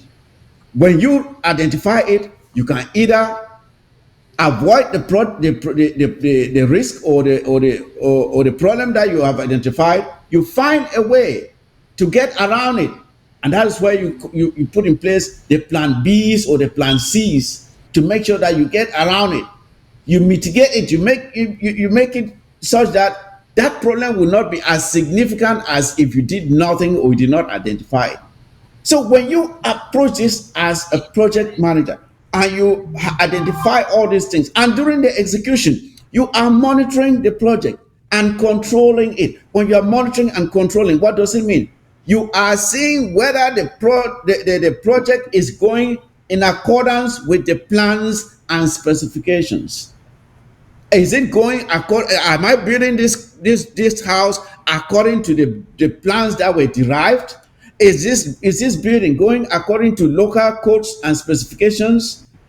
Am I following the dimensions or everything that was designed by the architect? You're controlling it in accordance with the schedule. It's a schedule that was given for this project to be completed. Am I following the schedule? Am I following the environmental and everything? That is everything that was designed. You make sure you follow it, and at the completion of the project, you now take a look back and say, okay, these are the plans that I had for executing this project. Is a finished product. There is a finished product exactly as was designed, or is it different? Because if someone says, I want a 5-story building, and then you build a 3-story building, it's not the same house. If someone says, build me this road, I want a 5-lane road, and you build a road with only 3 lanes, that's not the same product. So you have to make sure that at the end, the finished product is exactly in conformance with the designs and the specifications. So if we should adopt this idea, then we will be more successful going on with any future conferences, because we will identify, or we will first of all have a plan, an idea of what we want this conference to achieve. That is why during the program, or the flyer that was sent out, I said the All Ambazonian Conference: when, where, how, and for what purpose. These are some of the questions that the design phase of the conference will have to answer. Where do we want to have this conference? When? How are we going to organize it? And what will be the ultimate outcome or the objective that we anticipate to get at the end of the conference? And then we make sure that during the execution of the conference or the holding of the conference, we aim towards the attainment of these objectives. So I think these are some of the things that I thought I should put out here with regards to the way forward on how a future Ambazonian conference should be planned and executed. Chairman Patrick, I don't know, what do you think about this idea? I think both of you are also in line with what an Ambazonian conference is supposed to be. If, like I said earlier, everybody needs to be selfless, being willing to give up something that they hold too dear. Like Comrade Agbo just said there, they have to be able to say, no, I'm not going to come in here and talk about ACYL or IG or ADF or whatever they have in their mind as the only solution to this revolution. Everybody should come into that conference with that open mind, setting the agenda as a people that want to fight a revolution together. We have all seen the consequence of our division. This has not just affected us or the revolution.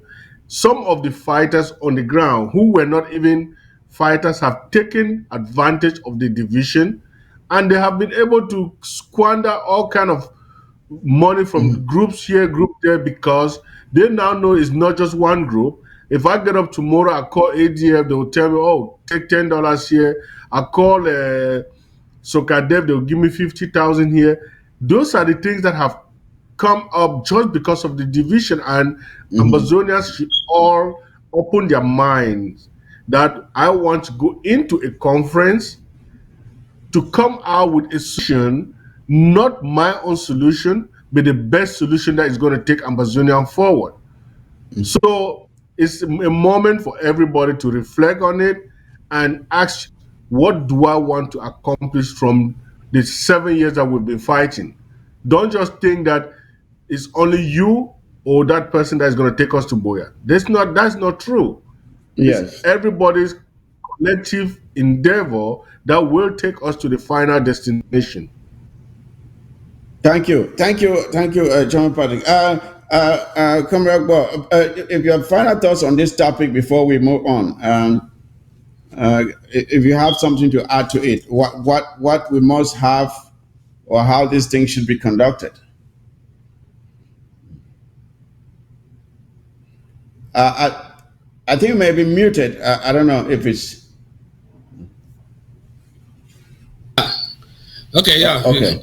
Well, I think you have actually, both of you have analyzed what we really need in in succeeding. The only thing I just want to add here is that if we can follow the plan, as you said, if we can put down everything in position, we will not need a huge conference. It will not even be of any use. Just the leaders, maybe their secretary and maybe part of their political bureau, depending on their structures, 2 or 3 persons from each group can meet and talk on behalf of Ambazonia, and then they will have more time to deliberate on things that are important. Because my experience in Belgium was that in that hall, people came with questions that were irrelevant. People were asking things that it had nothing to do with synergy. It had nothing to do with the aim why we came there to bring people together. Why? Because the hall was just packed full. Everybody was just putting his hand up and just asking any kind of questions. So there was no focus. So I believe that if we should have a plan, we know what we want, then a few group of people can sit from each group and come out with a product and tell us that, look, this is what we have arrived at. And this is how we think is the way forward for the Ambazonian people. And that's what happened when the consortium was created. Maybe when SCACUF was created, it was not everybody that went there.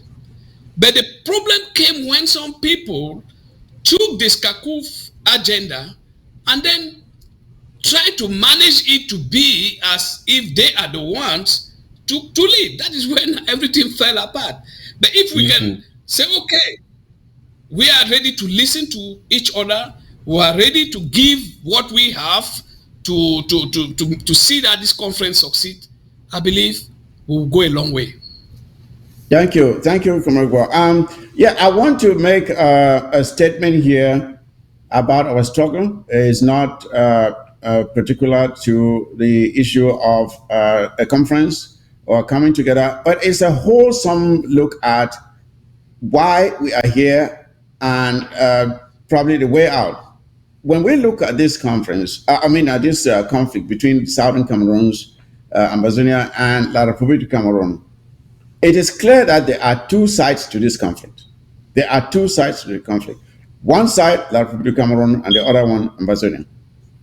But when we look at the grievances that have been expressed and that exist without any doubt between these 2 parties, it is distinctively clear that one side has been the victim and the other the violator or the victimizer, if I should call it that. Because when you look at La République du Cameroon and the Southern Cameroons, and you ask yourself, who has wronged the other more? Who has wronged the other more? You will realize that The people of the southern Cameroons have never, ever marched into La République du Cameroon and killed their people. That has never happened. The people of the southern Cameroons and Ambazonia have never gone into La République du Cameroon and exploited their resources. We have no record of that. We have never gone into La République du Cameroon and exploited their resources with impunity as they have done with our resources. We have never gone into La République to exploit them economically, destroy their businesses as they have done with ours. We have not destroyed their infrastructure as they have done with ours. We have never given false promises, broken agreements we have had with them. We have never engaged in deceitful behavior. We have never done any of these things. We can remember the federal agreement we had with La République du Cameroon that was violated. We can remember the Fumban, we and yes ballot papers. We can remember the many promises of decentralization which never took place. We can remember the infrastructural promises, deep sea port, ring road, this, that were never realized. It is one side always victimizing the other. We have never dominated La République du Cameroon politically as they have done with us. They have dominated us from the very moment we came together with them. No southern Cameroonian Ambazonian has never led that country. We have never. Now, we take a look at what is ongoing at the moment. The outright hatred that they have demonstrated against the people of the southern Cameroons and Ambazonia. We have never done that to them. Where they go into our communities, they maim our civilians, they kill our elderly, they burn down villages, they shoot children in the head, they burn our old mothers and fathers in their homes. They have destroyed everything. They have shown to us the extent of the hatred that they have for us. So my question is this: when you listen to some people talk about peace, they want peace to return. And I ask this question: how can you ask for peace without justice? I thought justice was the precursor for peace. Justice is like the engine of a car called peace. Without the engine of that car cannot move. You cannot take out justice and then expect for peace to exist. That's impossible. What people are calling for, peace is an impossibility when you have an abundance of injustice.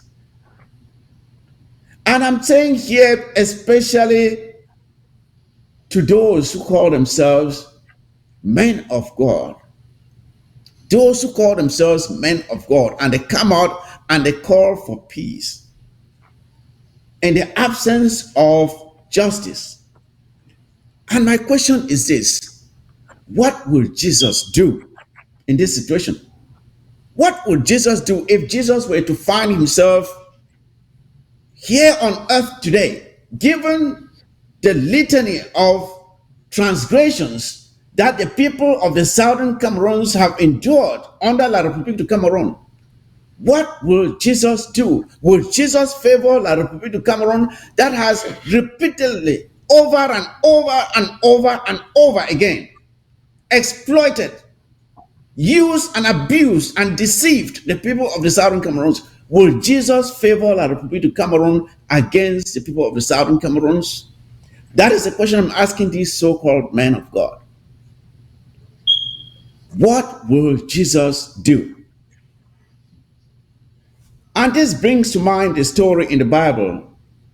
I think it was a trader who was attacked by robbers, beaten, almost to death and abandoned on the side of the road. And people were passing. The rabbi and the others came and passed.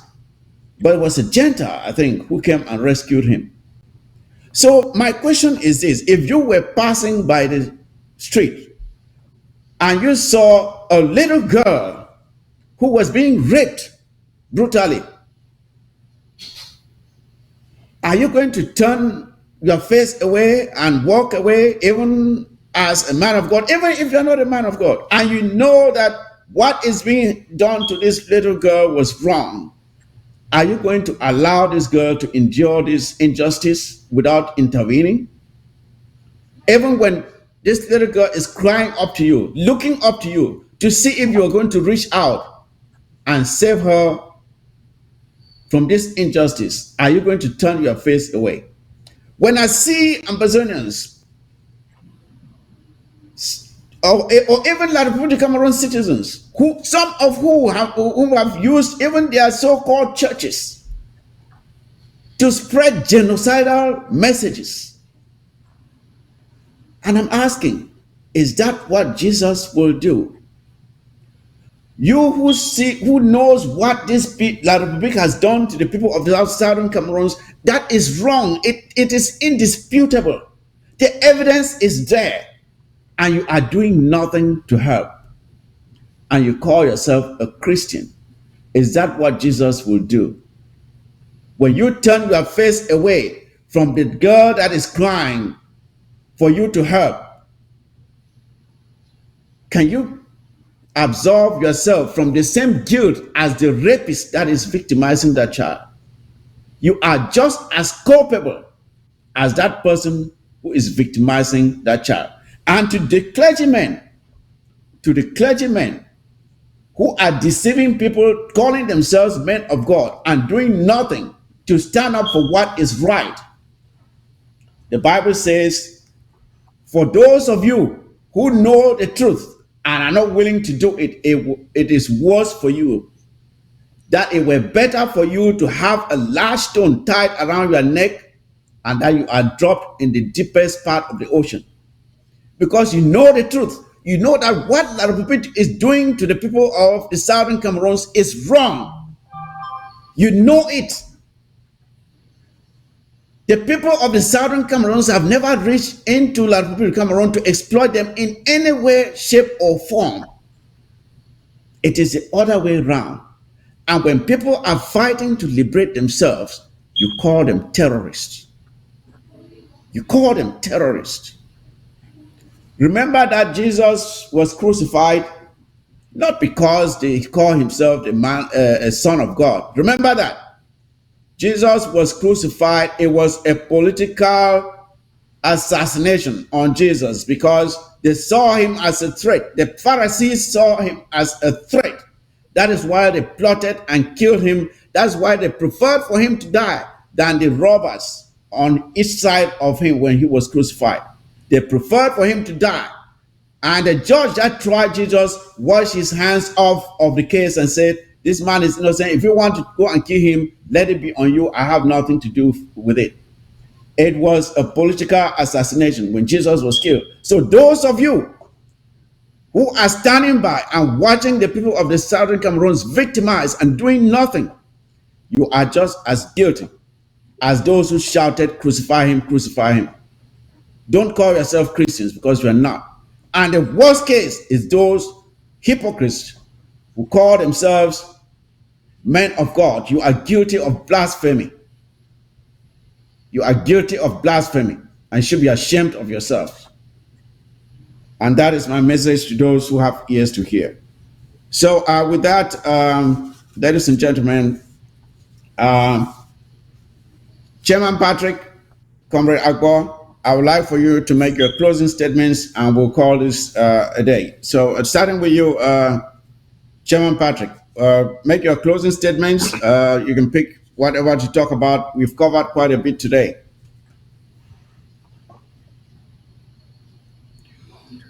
Well, Chairman Mike, Comrade Agbo, I just want to say it's a moment for every Ambazonian to have a reawakening.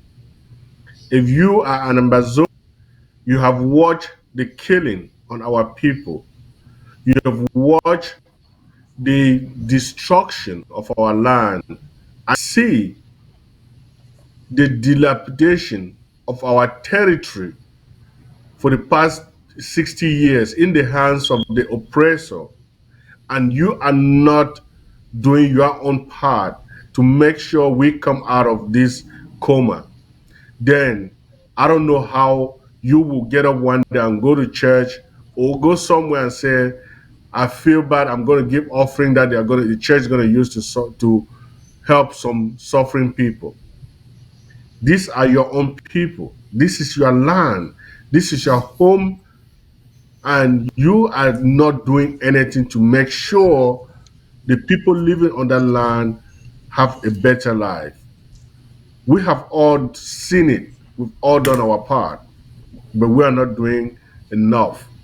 This is the moment for every Ambazonian from any part of the world to question their inner core and ask themselves, what can I do to see that Ambazonia is moving forward? I would say if every Ambazonian can come together, just $10, to see that the boys who have defending the land can get something to protect themselves, we are going to go a long way. Not to let just a select few who are putting in thousands of dollars every month, every year to sustain this revolution. Every Ambazonian needs to get involved.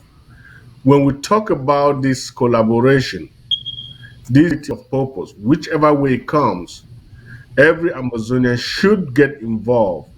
Do your own part. Give your own idea, because we need to get this over with in a positive way for our children, for our parents, and for our brothers. If not, we will ask ourselves, what did I do to my own people? There are thousands out there that used to support the Ambazonian revolution, but they say they gave up because of one reason or the other. If you are in the middle of the ocean and you choose to let yourself drown just because you thought, oh, on the other side there is a crocodile that might eat me, instead of going to the other side and take a chance to fight that crocodile and get out of that ocean, then you have not done good for your own self. Don't give up. If you don't try, you are never going to know how far you can go. And like Comrade Mike said earlier, if you don't plan to succeed, then you are planning to fail. If we as Ambazonians cannot come together, put plans together on where we want to be, then we are already planning to fail as a people.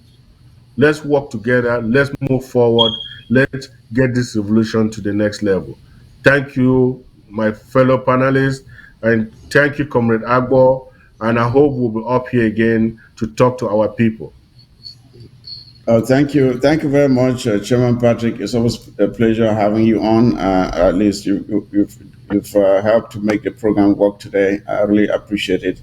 And to you, Comrade Patrick, why don't you make your closing statements and we will call it a day. And I want to first of all thank you for coming on today. Comrade Agbo, you mean? Oh. Well, thank you, Mr. Moderator.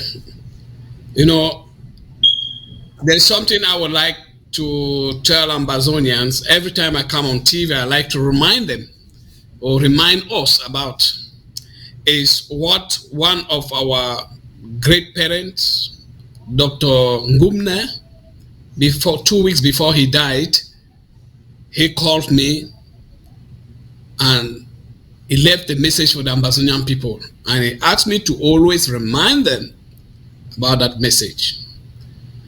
And he told me to inform us that Ambazonia is real. That we should not allow anybody, whosoever, among us the Ambazonian people or the Southern Cameroonian people, or outside Southern Cameroon or Ambazonia, to tell us that we do not have right to get a country. That we have, that Ambazonia is our country, it is our right, it is our nation, and that Ambazonia is a country well recognized. And for those who do not know late Pangumne, he was one of the polling officers during the plebiscite. And he was also the chairman of SCAPO. So he did a lot to the Ambazonian people before he left us. So please don't give up. Ambazonia is ours. It belongs to us. If from the moment we allow foreigners, strangers to define who we are failing. We are already paving the way for failure. We should not and should never allow anybody to define us, whether international community, whether France, Britain. We should be the ones to define who we are, what our sovereignty is, and we should be able to defend it. And that is why today we've talked much about collaboration. We need this collaboration so that together we can move ahead and claim what rightfully belongs to us. This is my message to the Ambazonian people. And to those churches who sit and watch what is going on, I just want to remind them, let them know that the church is only the church of God when moving by his teachings and principles. Short of that, it is a mere club suffering under a profound spiritual delusion. And to those who call themselves pastors and priests and bishops, it goes to them as well. You are only the man of God or a Christian when you move by the teachings and principles of God. Short of that, you are just suffering under a profound spiritual delusion. And we should you should remember that on that last day, God will ask you, what did you do with the life of the children I gave you? When you sat quietly, you saw the enemy crossing the Mongo, coming and destroying their life, taking their life away. You sat quietly. God will ask you that question and be ready to give him an answer. That is my message. Thank you. Oh, thank you again, Senior Comrade Agbo.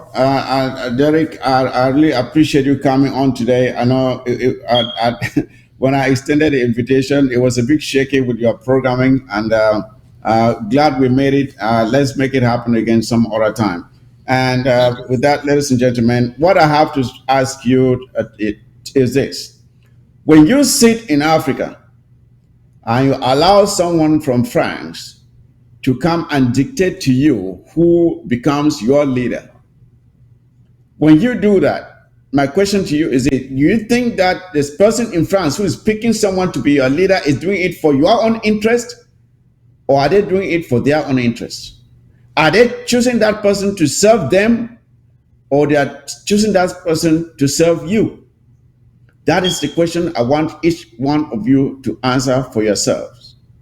And to those who talk about peace, my advice to you is this: if you want peace, bring justice, and peace will flow like a river.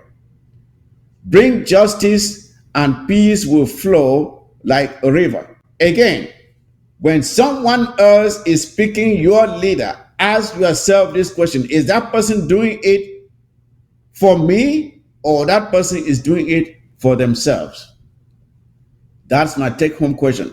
I want each of you to contemplate on that, because right now we have Frank Biya that is being groomed to take over from Paul Biya and to continue plundering the resources of that country. Someone who is not known to have ever achieved anything in life except destroy timber in that country. So it is up to you. If you want to continue staying in there and being stuck with such a rotten system, it is up to you. But as for Ambazonians, we have made up our minds not to be part of that system any longer. So, for the sake of time, ladies and gentlemen, I don't have any much more to say. I hope that you enjoyed the show today, the material presented.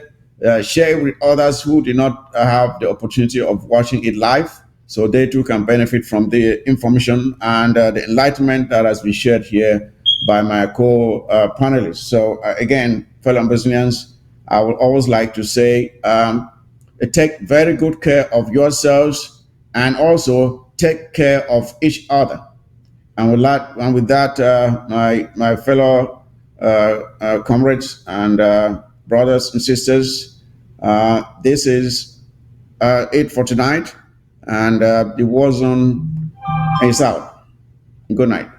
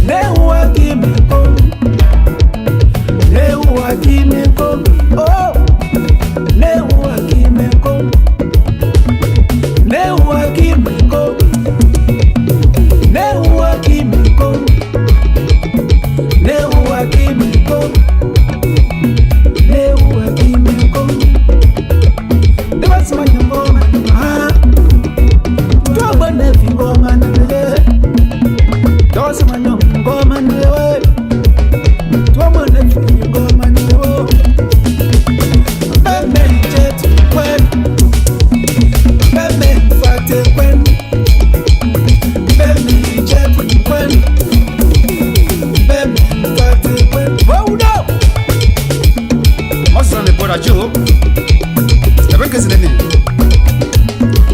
Sing a big little some sepuo. Sing a bojonjo sepuo. Sing a brand of vessels sepuo. Sing a drum of sepuo. Sing a big little some sepuo. Sing a bojonjo sepuo. Sing a brand of vessels sepuo. Sing a drum of some sepuo.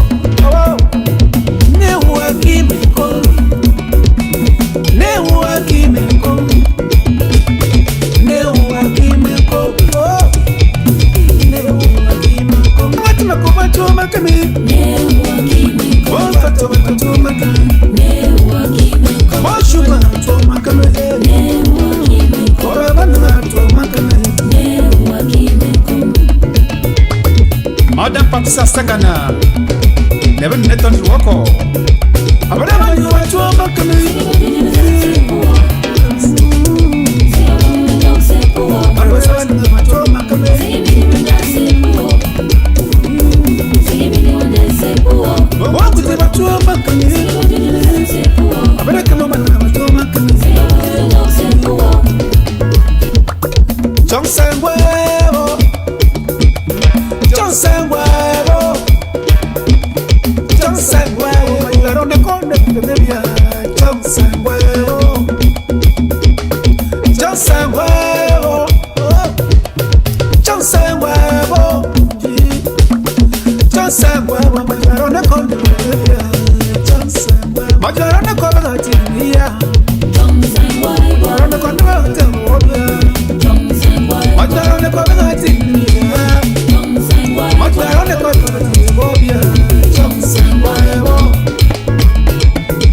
c'est que Philippe Achutaka.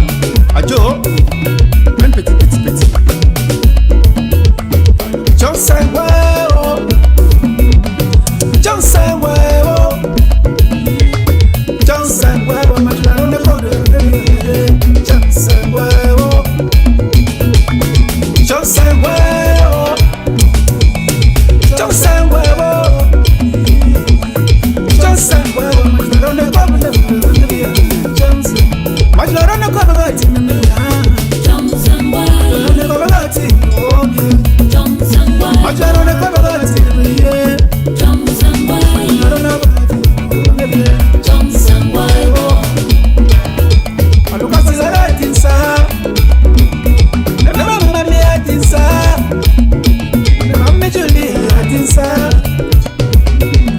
Johnson Boy. Mas nunca se dará tinsa.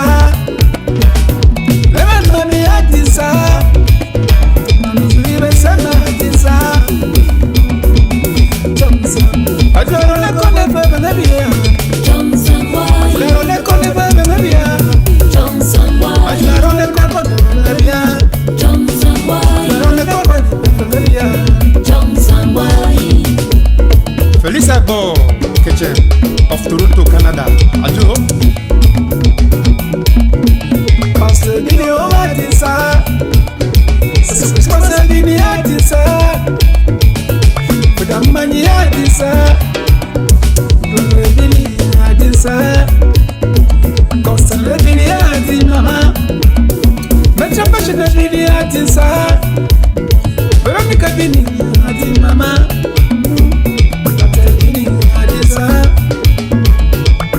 The voice of my I'm cousin.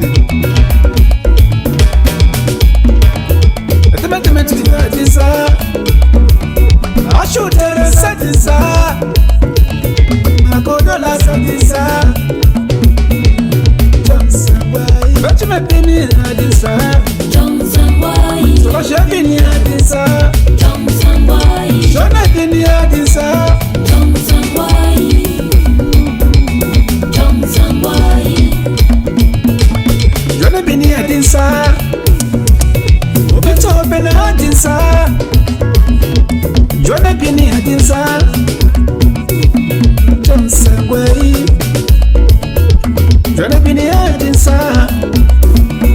Tamia be near Adisa. Tamia be near Adisa. Johnson. Baluka till I Adisa. Johnson. Mama me Julie, Adisa.